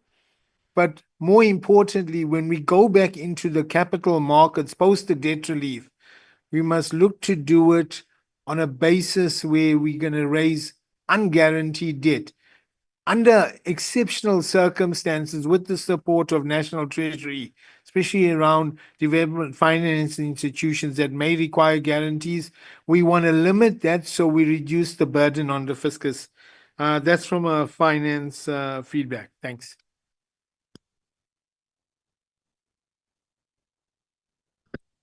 Is there anyone who's going to present or answer questions? Chair? Honorable Chair, it's Mondebala. I will deal with some of the customer-related issues. There was a question that talked to what is the support that Eskom is putting forward as a support to municipalities. So we've put together a package that we previously termed as active partnering. Now, active partnering, it talks to a menu of service offerings that that Eskom would actually offer to a particular municipality.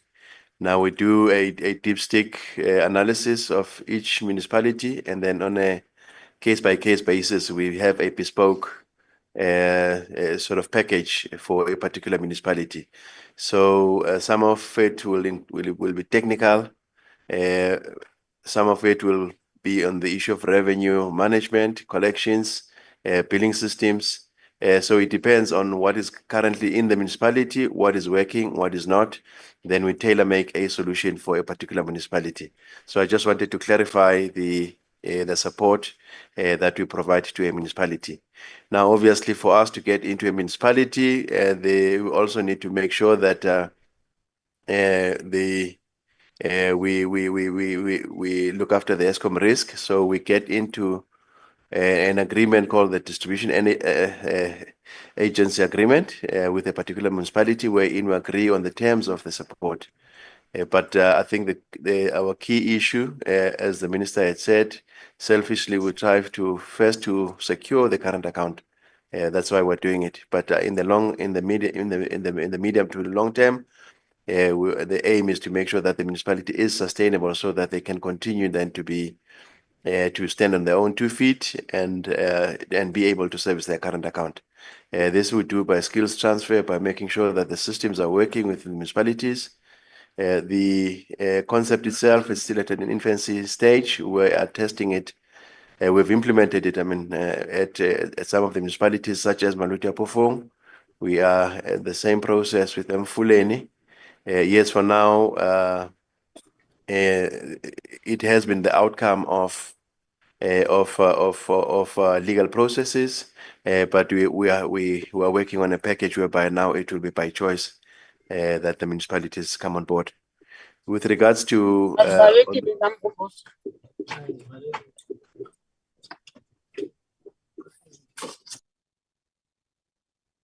can I continue, Chair?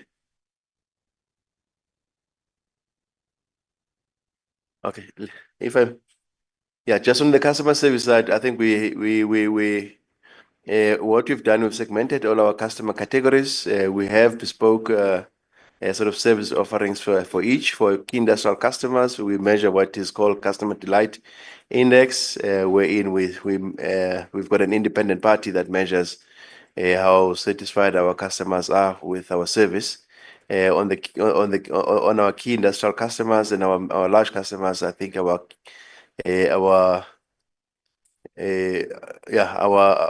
index is I'm not sure what is happening. Are we still connected, Tulo? You can proceed, Mr. You are connected. Continue.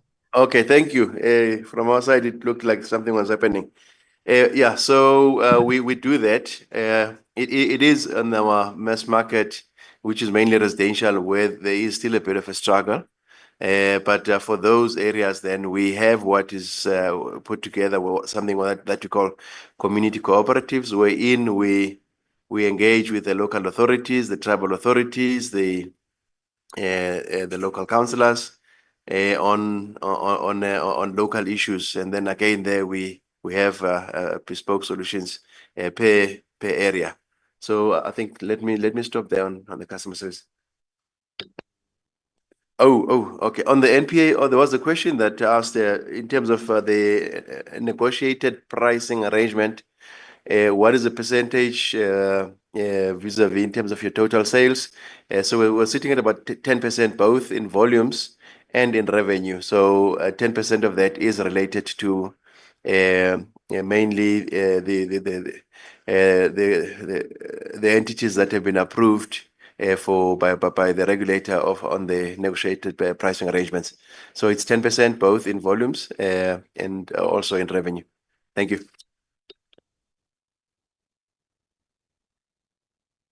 Thank you, Monte. Good afternoon, Honorable Chair and honorable members. Of the three things that relates to generation, I think the Group Chief Executive have addressed the first one, which relates to what has happened to the operating reserve that has led us to the warning that we have issued earlier on. So I'm not going to dwell into that. Then I will just straight move on to the issue of minimum emission standard that was raised. I think on that one, it's in twofold. Firstly, it's a cost issue and it's also the duration issue. So I can confirm with the committee that most of our outages or maintenance that we also undertake now is not just a normal overalls that you will do, is what we term now is an abnormal maintenance, because we are also addressing this issue of minimum emission standards in almost all of our bigger stations.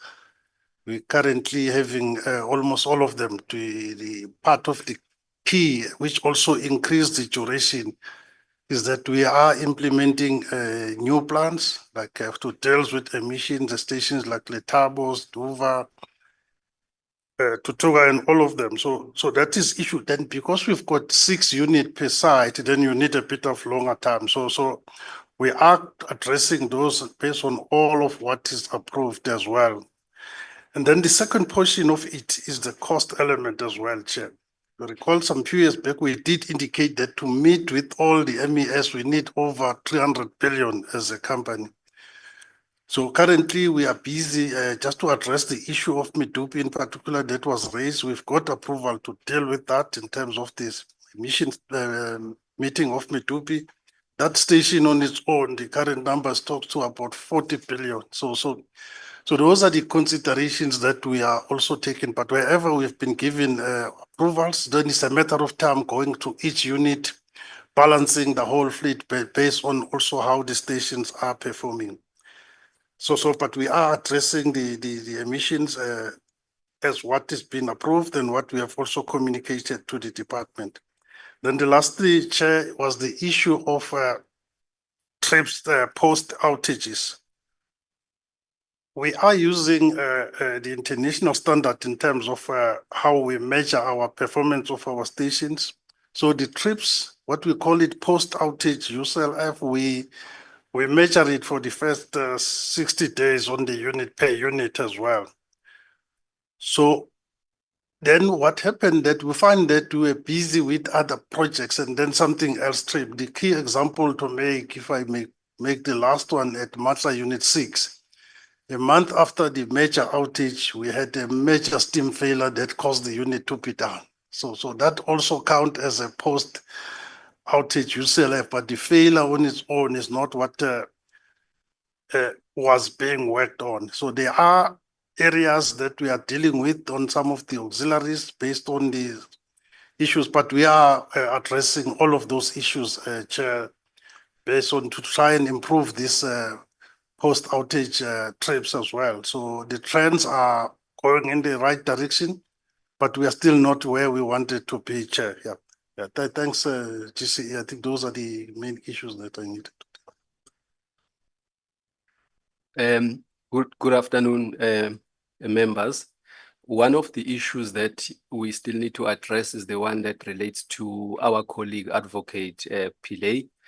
I would like to inform the members that Advocate Pillay has since been charged, and we are currently busy preparing for the hearing, which is planned to take place during the latter part of February. Unfortunately, we can't divulge much on this matter. As the members may know, the matter is sub judice. Thank you. Chair, there was also a question relating to our performance on preferential procurement. The reason why some of the targets were not met in this regard has to do with an issue that is really an unintended consequence. A significant portion of our spending is coming from or is done on the IPPs. IPPs contracts, as you'll all recall, are negotiated and run through the IPP office, and Eskom becomes an off-taker and as a result pays the IPPs directly. It is this spending, this portion of spending that Eskom has got no control on in terms of enforcement of preferential procurement conditions, because these are set out in the bid rounds as they come through. And we are finding that this component of our expenditure is growing, and as a result of it, it is distorting the actual performance of the business. Until we have it formally taken off, we have to include it in our stats. We are engaging with the shareholder ministries to get this issue resolved, and I'm hoping that we'll do so in due course. Equally, on the aspect of spending on corporate social investment, there was a bit of a slack in that aspect, that we had not spent all the provisions that we had done or we had placed for the year under review. We are comfortable that as we progress in this financial year, with very intentional progress management, we should come in within the levels that we have. Overall, the theme that really comes through from this audit is one of very disciplined attention to detail. As said, we went out on a generation recovery with that attitude. We've seen the results. We need to permeate that attitude across the rest of the business, and that's how we have set ourselves to do in the current financial year going forward. Thank you, Chair. Chair, I would like to ask the chair of SES, which is the Social Ethics and Sustainability Committee, to comment on the issue around the closure of the power stations, the coal-fired power stations. Thank you. No, thank you very much, Chair. We just want to re-emphasize what the Chair has said earlier, that Eskom has no pressure from anyone to close power station prematurely. It's not in our agenda, it's not in our plan. Secondly, I think the chair also explained succinctly the question of green versus clean energy. What is our plan? Where are we going? And we are not focusing on just green energy, we're focusing on clean energy.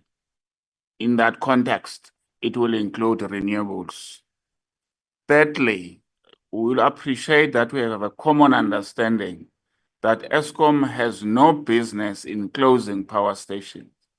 Power station has to live their full lifespan. That's where we're focusing, and we're trying to service them as much as we can in doing this thing. And I think it will be appreciated that we have that common understanding that we are focusing on repurposing and repowering the power station, because the assets that we have, even in the current arrangement, can be used in future in the context of clean energy. Thank you very much.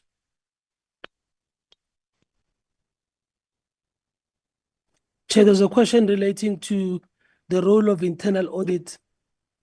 We are now very clear that the problem that we have is really the issue of combined assurance, and the first line of defense being with management. We are focusing on making sure that we get to do the routines that need to be done daily, and that management becomes the first line of ensuring that controls are in place and are implemented. The internal audit teams gives us a layer in terms of assisting us, and it is really management's work to make sure that the external audit packs are ready for the auditors to engage with. And our biggest challenge has been where issues are picked up either by internal audit or external auditors, as it was the case in this report generally. So we're focusing at solving the root cause of the problem. And what Portia explained earlier on are really interventions that are going to be happening at management level. Thank you. Chairperson.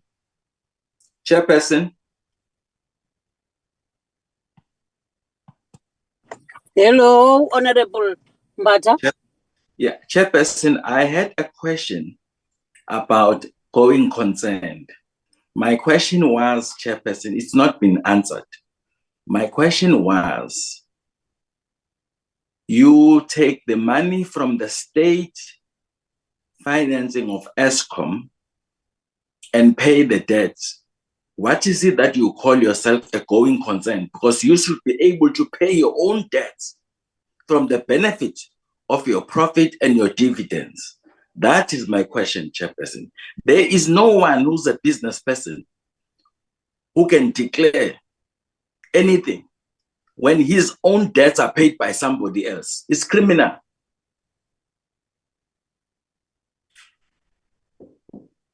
We'll ask the chair of the Audit and Risk Committee, Ms. Fatima Ghani, to respond to that question. Thank you.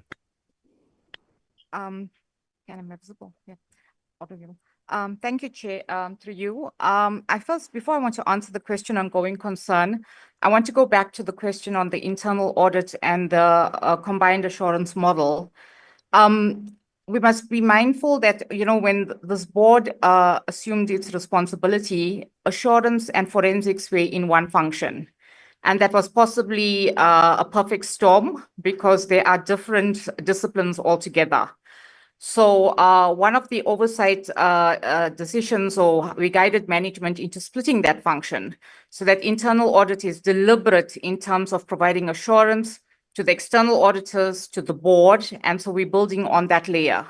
And we've also, in approving the internal audit work plan, made sure it addresses the findings that you are getting from the external auditors, analyzing the root causes and making recommendations to the business, and we're tracking how those recommendations are being implemented.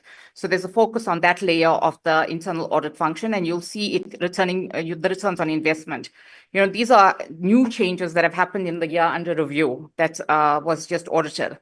The second thing is, and Dan alluded to it, is that in forensics departing from the internal audit function, the forensics department became a more dedicated function.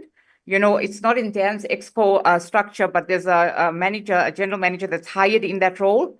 That is a invitee to the exco function, so that there's focus in terms of the work of forensics and how it translates into value in the operating business. And that department is not just forensics, it's combined with security and investigations. So what happens? What we've seen is a backlog of investigations, a backlog of internal audit reports, a backlog of external audit findings, and all of this needs to be implemented. But people need to generate electricity, transmit electricity, and distribute electricity. They have full-time jobs. So we said, okay, let's create within that forensics department a PMO office for a limited time, just to address all the backlogs and start implementing on the recommendations that we made from these investigations. So the traction that one of the members asked in terms of we don't see enough convictions and we don't see enough suspensions, that will be coming because these are all initiatives that have happened in the 24 into the 25 financial year. So I just want to tackle that element of the question. In terms of going concern, I think it's interpretation of what is going concern when you look at a set of financial statements. And so as an accountant auditor, when you look at going concern, you look at the business at a point in time when you're signing off the financial statements, and you say, is this business solvent, liquid, able to meet its debts in the foreseeable future? And the foreseeable future would be 18 months from the date that you signed those books. And so that's the responsibility when, accountants and auditors apply their minds to a set of financial statements. It's a different lens compared to, are you taking money from the state and you are servicing your debt? It's, yes, the money from the state is accounted for in the books because that's a condition of the debt relief, and the condition is you will pay your interest. But when the auditors sign off, or when the audit committee signs off, or the board of directors and the chair attests to, it's a going concern. It's from the date that you sign off the financials, going 18 months into the forward-looking, saying, yes, we will be solvent, liquid, and we can meet our debts in the ordinary course of business. All circumstances, all considerations considered. Okay, so it's different interpretations. Philip, anything to add? Okay, thanks, Chair. Thank you, Chair. We are done from our side. Back to you.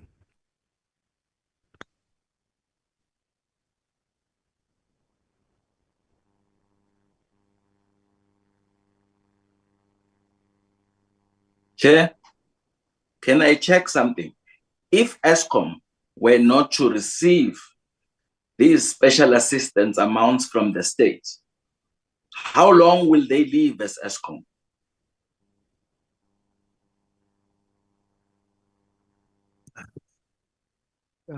Chair, through you, if I may answer, I think that cash flow for March 24 reflected with debt service commitments of 76 billion. Had we not had that, we would not meet those requirements. And as the ARC chair says, the board then can't sign off as a going concern. Ultimately, what would have happened then, we would have got to a position where we start missing or defaulting on our debt service commitments, appreciating that 75% of our debt is guaranteed.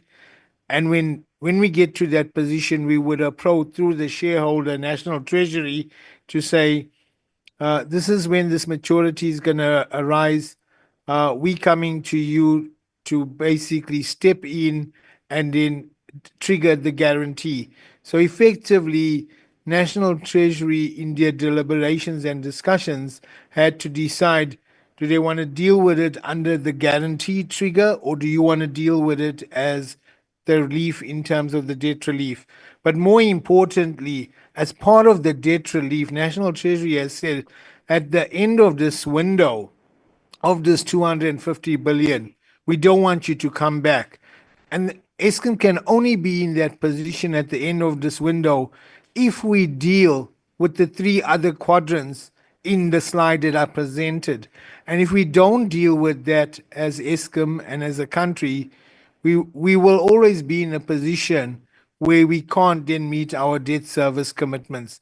So the key to our sustainability without going back to National Treasury in the future, let's deal with the Munich debt, Let's deal with the tariffs in a way that we balance Eskom's needs and affordability, and Eskom must deal with its own cost efficiencies, because we believe that from a government support over the years at just under 500 billion, they've done their part.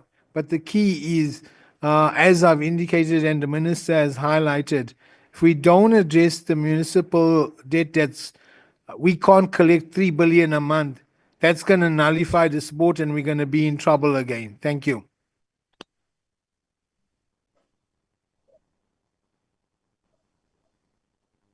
Thank you very much. Is there any other question left behind or left out? Chairperson? Oh, Chair, I've got a question. I was checking with due respect of the answer that was given by one of the Eskom executives. My question is, the growing pressure experienced by external auditors tells me a story of non-existence of internal audit unit or some level of department. I need an assurance, because this is also increasing the bill of Eskom towards external auditors. If external auditors are spending unlimited amount of hours at your workplace, that's the bill. You can stop it by having effective internal processes to prepare and deal with inconveniences of external auditors. Nobody is saying anything about that. And that's a duty of a senior executive.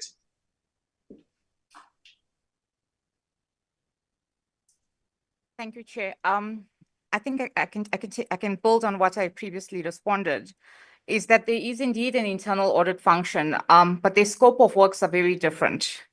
So an internal audit, when you look at the combined assurance model, it's got layers of assurance, and the internal audit is your layer of assurance within the organization, where the external auditors give assurance that goes to outside stakeholders. And an external audit function is really based on test sampling and, an audit plan. And an internal audit function works on a work plan depending on the needs of the business. It's a layer of assurance that's available to management, the board of directors, as is the external auditors, but their scopes of works do not overlap, because the moment they overlap, that independence of the external auditors is gone. Now, I do understand that it seems that the external auditors spend a long time, and based on the delay of the audit, that it is a time-based audit. But we must be appreciative that, we want the best possible outcome. And so when you have matters like the online vending system, and you're working in an area of unknown, what you don't want is your auditor being so insecure and unable to complete his audit plan because there's a deadline and there's a time frame, and then you disclaim an opinion. Because I think that will be detrimental not only to Eskom but a country, because we need to place reliance on this set of financials. So yes, the audit was delayed, but they were delayed with due reason, and some of it was within our control. The NTCSA, the way we work, the upstream guarantee, those could have been within our control. But what came to the surface in terms of the fraud was of a very different nature to what we've seen in state capture, and we were sensitized to what we've seen, in procurement malfeasance, and we were sensitized, and you've got an action plan. This was something that came up, and we gave it, and the auditors gave it the dedication that it needed in order to reach an outcome. But again, the scope of internal audit, and we've been very deliberate in splitting forensics and internal audit so that internal audit is focused and able to give us that layer of assurance. Forensics drops the layer and gives management. So these are all the things we're finding. This is what you need to implement to curb your forensics. But if they turn criminal, from a PRECA perspective, we need to report and we need to, have convictions. We're not responsible for convictions. We're responsible for addressing employees within our own internal policies and procedures. And we are responsible for having ethical suppliers, so we can do supplier management. But when it turns criminal to get a conviction, we are dependent on authorities. And, that's also an indication that we need to, be mindful of. But again, the internal audit and external audit overlap is not something that should be in a combined assurance model. Thank you. Chairperson, the issue is, Chairperson, we have no assurance here that in the future, the lateness of the results will happen or not happen. It's all based on available information inside Eskom to make a finding by the external auditors. They are not giving us assurances that this will never happen again. The only thing they are telling us is academic theories. We are not interested in that. The problem is the external auditors are milking the organization because of your own insufficient and inaccurate information, but you are very good in paying. You come here, you are telling us whatever the academic information. The real thing that me as a parliamentarian I'm interested in is that you will never present to us the late financial information. We are not saying anything about that. The chairperson maybe must answer, because maybe the board is responsible for this. So, honorable member, you may have heard when I was presenting that my first comment was about lateness, which we published our results, and one of the things that I made clear there is that this is not something that we want to see happening again. So that is a clear commitment on our side that we do not want. We do not like to be asking the minister to come to you to ask for additional time. No, we do not want that. It's not going to happen. Maybe just to add through you, Chair, I think the concerns of Honorable Mbata are valid. As the chair of the board makes the point, is that in our conversation, I did make my discomfort in asking for an extension from the Speaker of Parliament, because I think that we bear the same obligation as any other institution. So we must execute within the parameters of what is expected. So I reluctantly asked for that extension. And from a shareholder perspective, having had a conversation with the chair and also the kind of assurances that the chair shared with me, some of which Ms. Ghani has been sharing with us in relation to the kind of interventions that they've made in the organization to ensure that the speed, reliability, credibility of the information they give to the external auditors is of such a nature that the external auditor can arrive at a determination on the credibility of the annual financial statement. So I must say, Honorable Mbata, that yes, the concerns are valid on behalf of, I think, the expectation. I mean, the shareholder is the South African people. The Eskom had substantiated the reasons.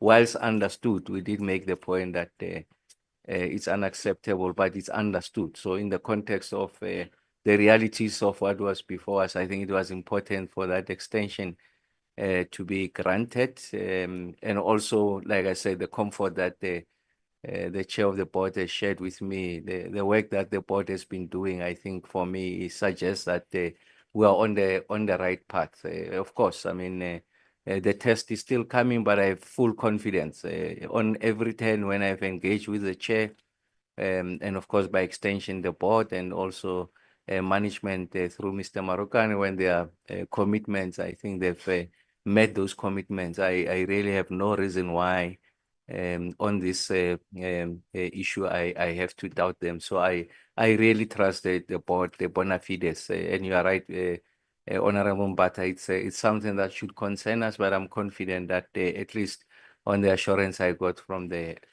board that it's something that won't be repeated. Thanks. Chairperson. Chair.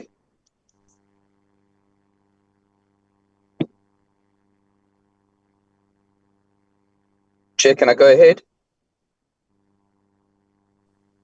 Rico, can you just check if Chair is having connectivity issues, please? Then I can step in, but I only want to step in if she is in fact not. I don't see her on the platform. She was on the platform now, but she's out now. Let me proceed with the question anyway. One moment, Mr. Madam, one moment. If I've taken over, I just want to make sure that we see all of the hands and we run the meeting in an appropriate manner. All right, I see there's your hand, Honorable Maidam, and then I see there's Honorable Nchabene. We'll take both of those hands and then we're going to close this matter because I do think we're going to start going in a cyclical manner. But Honorable Maidam. Thank you. My two follow-up questions. The first, and I believe neither of them have been answered. The first one relates to my question regarding stranded assets. I didn't hear a response about that. The second one relates to, and this is to Mr. Marokani, when he was talking about the reasons for the load shedding. I asked specifically as part of that question, or the reasons for the potential for load shedding this weekend. I asked specifically about the diesel reserves and Eskom's failure to maintain its reserves in order to keep the OCGTs running. Could you give us some feedback in that regard, please? Thank you. Okay, let me deal with that. through One you, moment. Chair. One moment. Let's take Honorable Nchabeleng so that we're doing the correct procedure, and then I can give over back to the board to respond. Honorable Nchabeleng, can I hand over to you? Thank you so much, Chair. I think, look, I did indicate earlier that I think we need to have a proper, broader session. You know, this is going to be really a futile exercise where we're talking in a echo chamber and really nothing is being attended to. You know, this kind of meetings as well as this kind of culture has to end. We must be responsible public servants. On the one note is, there are real issues, and not just us as a party. There are members that have asked other questions that are serious, and those questions have not been answered and attended to. So I think let's take a reset on this issue. Eskom is a primary stakeholder for Parliament, and particularly this portfolio committee. So our business is to ensure that this thing is done and it's done correctly. And I think in the nature that we're attending to it, we're not going to get resolutions that are going to be satisfactory. I've asked the issue of tariff. It hasn't been answered as to why is there a different tariff. 165 is charged to municipalities, but the municipalities are doing runaway draconian charges on us as well as that. And the issue currently of the municipal debt.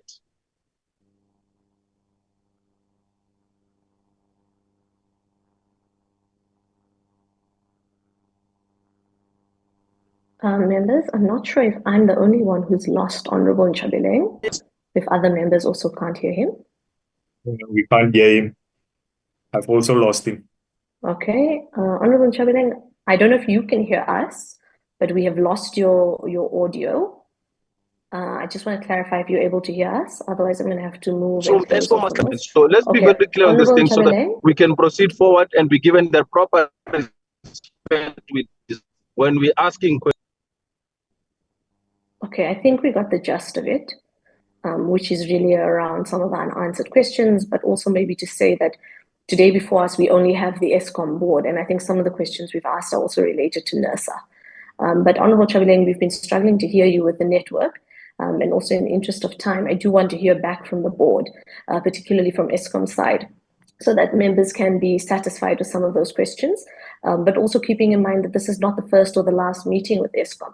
There's a number of outstanding issues, and already we're moving to some sort of a resolution in this meeting that Eskom will appear before the committee on at least a quarterly basis for us to monitor some of those internal control mechanisms. So I just also want to assure members that even if in today's meeting Eskom's unable to answer some of our questions, we will likely engage with them in the foreseeable future, probably within the next month or two, or even less if there's a need for that.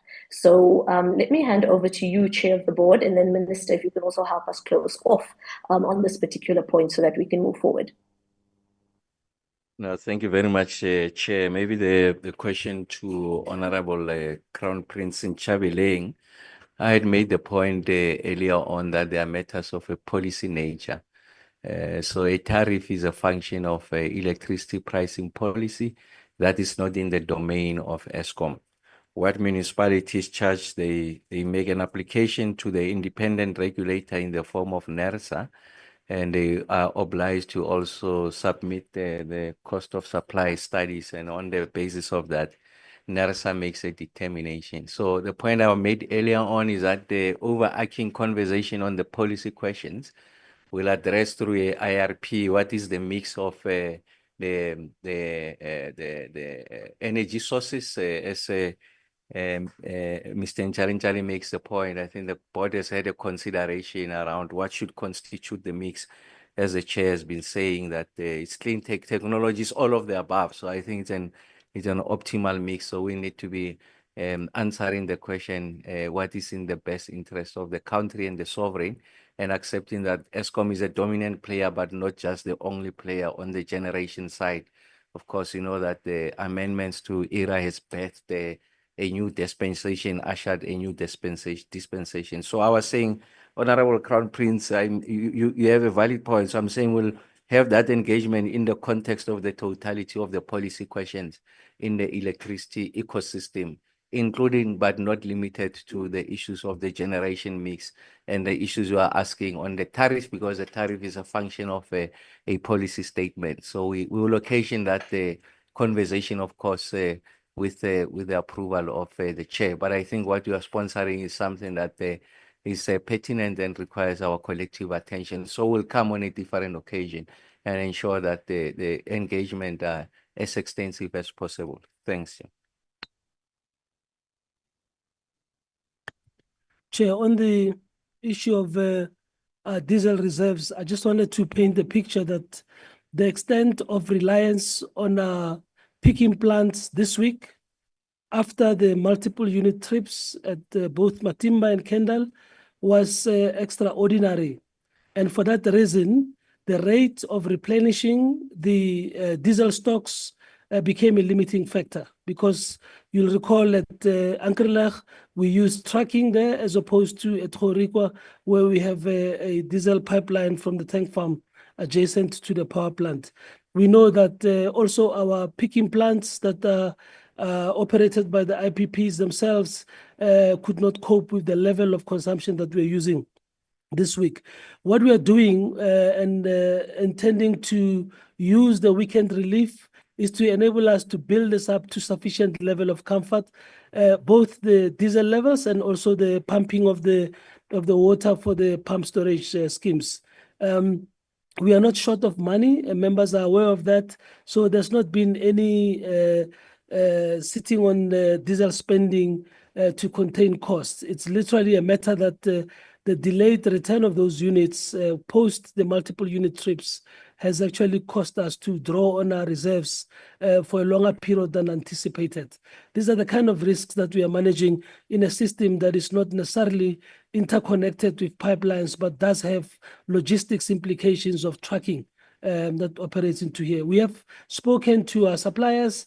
We are engaged with the management teams of the tank farms.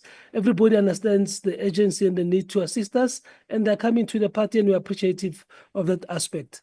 These are the risks that we'll continue to sit with and manage until we get to the point of comfort from a capacity perspective. This team and our entire team of 41,000 people are really keen to get this thing back to track, so that we can continue on the strike that we've been having. I hope this helps the honourable member understand how this issue has unfolded. Thank you. Yeah, and I've just consulted with Caleb.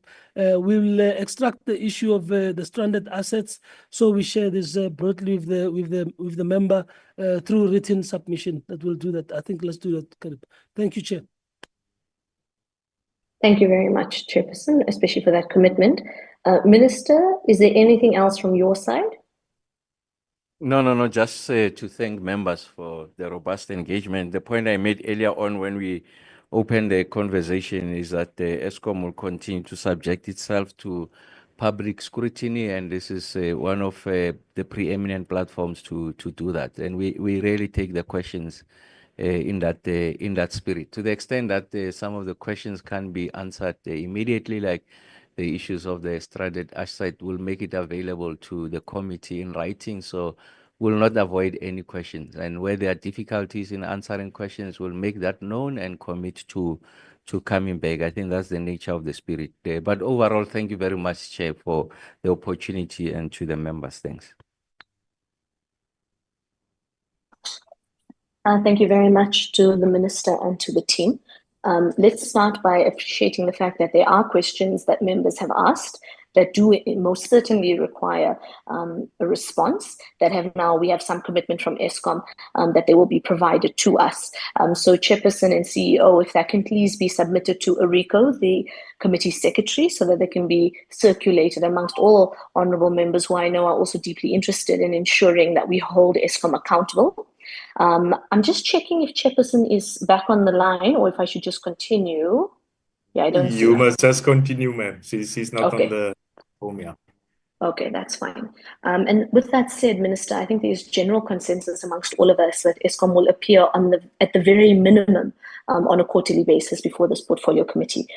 We can discuss the modalities going forward, whether it's physical or virtual, but the reality is we will definitely be having them. And then based on some of those responses, and having honorable members engaging with them, there may be a need for a further virtual meeting or a physical meeting in the next upcoming weeks. And in fact, I think in this committee meeting, we will be dealing with the program as well. So Arico, let's see, even if we can just give some leeway room here or there so that members can be comfortable going forward. But I also am concerned, I don't want us to belabor points that we need Eskom to go back, find feedback, and then come back to this portfolio committee about. Rico, just so that I'm clear and I don't release anyone too soon, can you please flag the agenda? And then I'm sure I'm able to release the Eskom team. I just want to, there we go, before I do anything prematurely and the chairperson comes back in. Excellent. Minister, and to the chairperson of the board of Eskom, Group CEO, and all the senior management and officials, we really do appreciate the time you've taken with us today. You understand, honorable members are, of course, I think there were some high tensions, but the reality is we are all doing our job ultimately to bring about a highly functioning Eskom, but also most importantly for the over 60 million people who rely on the people in both rooms to ensure that everybody is functioning smoothly. Minister, thank you to yourself. We will see everybody next week and we will be in touch. Can we just agree very quickly, CEO, on the timelines we should expect those responses from your team, just so that we are all fair and on the same page? Chair, I just consulted. We should be able to revert to you within a week. So at the end of next week, we'll get back to you. Okay, let's stick to that. By Friday, close of business next week, we'll expect everything to be sent to Arico, and then Arico, once it comes to you, you know what to do. So with that, Minister, Chairperson of the Board, and CEO, thank you so much. You are officially released, and we will continue our portfolio committee and as an internal matter going forward. Thank you very much. I see the chair is on the platform now as well, Mayasa. Let's just check. Chairperson, are you able to hear us?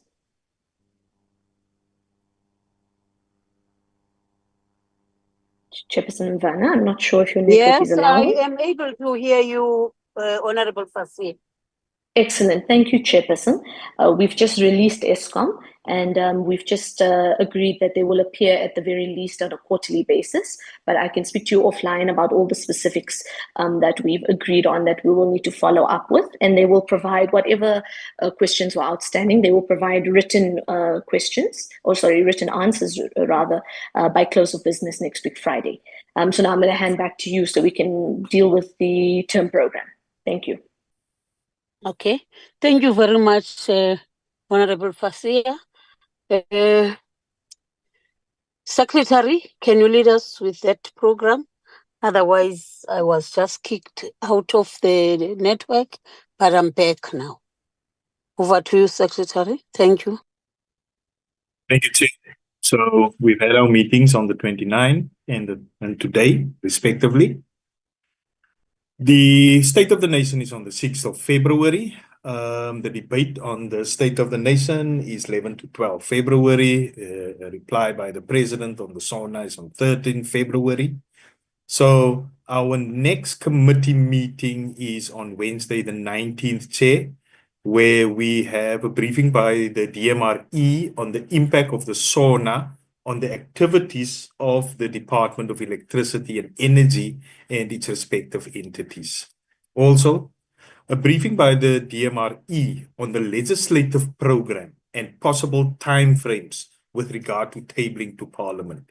So this deals with the legislation which they might have, Chair. Then on Wednesday the 26th, briefing and update by the Department of Mineral Resources and Energy on the South African Renewable Energy Master Plan. This is an item which is one of the recommendations in the BRRR. Then on Friday, 28 February, briefing and update by the Department of Mineral Resources and Energy on the gas industry and gas exploitation in the country, with a focus on addressing the gas cliff. Then on Wednesday the 5th, we set a progress report by the DMRE and the NTCSA on the transmission infrastructure. It should actually be infrastructure plan. Then, also that afternoon, we received a request from the Danish Parliamentary Committee responsible for climate, energy and utilities to have a joint meeting with the PC on environmental affairs, fisheries and forestry. Then on Friday the 7th, briefing by the DMRE, Eskom, COCTA and SALGA on the municipal electricity distribution industry. Wednesday the 12th, update by the Department of Mineral Resources and Energy on the National Solar Water Heater Program. Again, this is an item as agreed to when we dealt with the National Solar Water Heater Program, that we must get quarterly updates on the progress with regard to this program. And then also an update by the DMRE and Eskom on energy efficiency and demand side management. Then on Wednesday the 19th, update on processing the review of the IEP and the IRP. Also, a progress report by the Department of Mineral Resources and Energy on the legal status of the Independent Power Producers Office. Again, this is a recommendation as contained in the BRRR. Then on 24 to 28 March, possible oversight visit. Visit to Komati plant, focus on just energy transition. And Tuesday, 25th March, visit to the Kusuli power plant. Wednesday, the 26th, visit to Nexa, Pelindaba. Thursday, the 27th, meeting with DMRE, National Treasury, the Department of Cooperative Governance and Traditional Affairs, COCTA, and the SALGA on debt owed to Eskom. And also, Friday, 28 March, meeting with the DMRE and SANEDI on green hydrogen developments.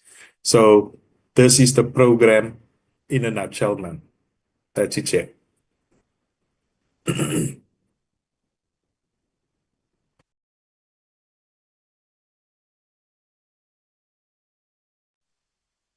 Chair. Thank you, Honorable. Thank you, Secretary, about presenting the report and the program. Any other, or let me say, are there honorable members that wants to have a bite on the program or also want to adopt the program as proposed?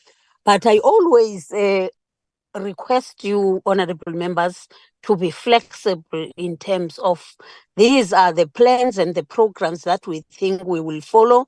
But if there is anything that is unforeseen, we have to be flexible and understand. But we are not going to change just because of changing the program. We will have to stick on it and adhere on it. Thank you. Over to the honorable members.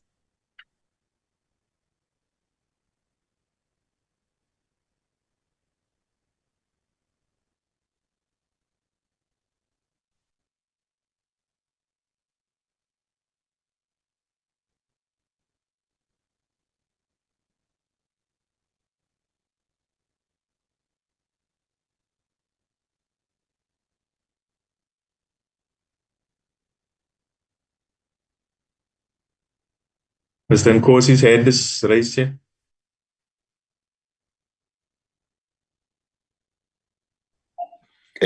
I think can I come in, Chair?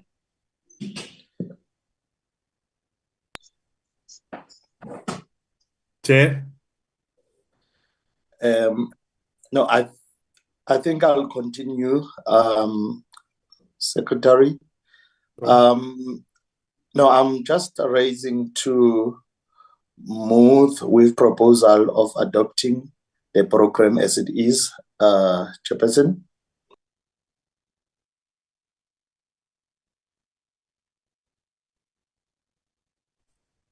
Chairperson Mvana, are you there? Okay, I think we should maybe having another challenge. Can I just confirm, am I audible? You See, are. You are audible. honorable. Oh, there's Honorable, Chair. I'm still there. Okay, great. Chair, my hand is also up then. Yes, I'm giving over to you. I'm sorry if you didn't hear me. No, apologies, Chair. Also, I didn't hear you. I also want to come in after Honorable Nkosi. I think that the program is a true reflection also of some of our discussions and the work that we need to cover. So I'm also happy to second it. And as you said, Chair, it's a living program. As needs arise and things happen, we will do our best to put them in or take them out, whatever the case may be. But with that, I'm happy to move for or rather to second the adoption of the term program. Thank you. Thank you, Honorable Fasia. And let me know no honorable member that is against it. It's a working program we'll adhere to, and then we'll check whether we have to move one of the few things if it was physical and maybe go for virtual. But otherwise, it has been seconded by Honorable Fasia. Any other thing, Secretary? No, Chair. We are finished for today, Chair. Or for the day you are finished? And then any announcement, Secretary? It's just that our next meeting is scheduled for 19 February, Chair, which will be a physical meeting in Parliament. Thank you. That is the announcement, honorable members. Let's look forward for that one. That will be physical. Thanks ever so much.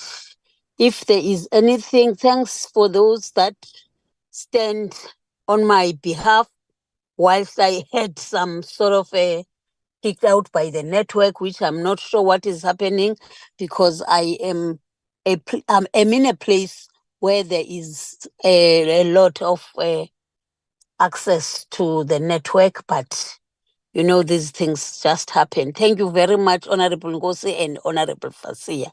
The meeting is adjourned now. Thank you, Chair. Thanks, Secretary. Thank you, Chair. Thank Bye, you, colleagues. Thank you, bye. Thank you, members. Honorable Ping. Thanks very much for your input.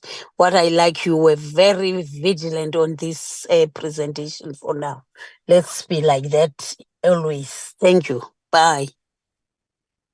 You, Chair. Thank you, Chair. Thank you, Eriko. See you, Mr. Babki.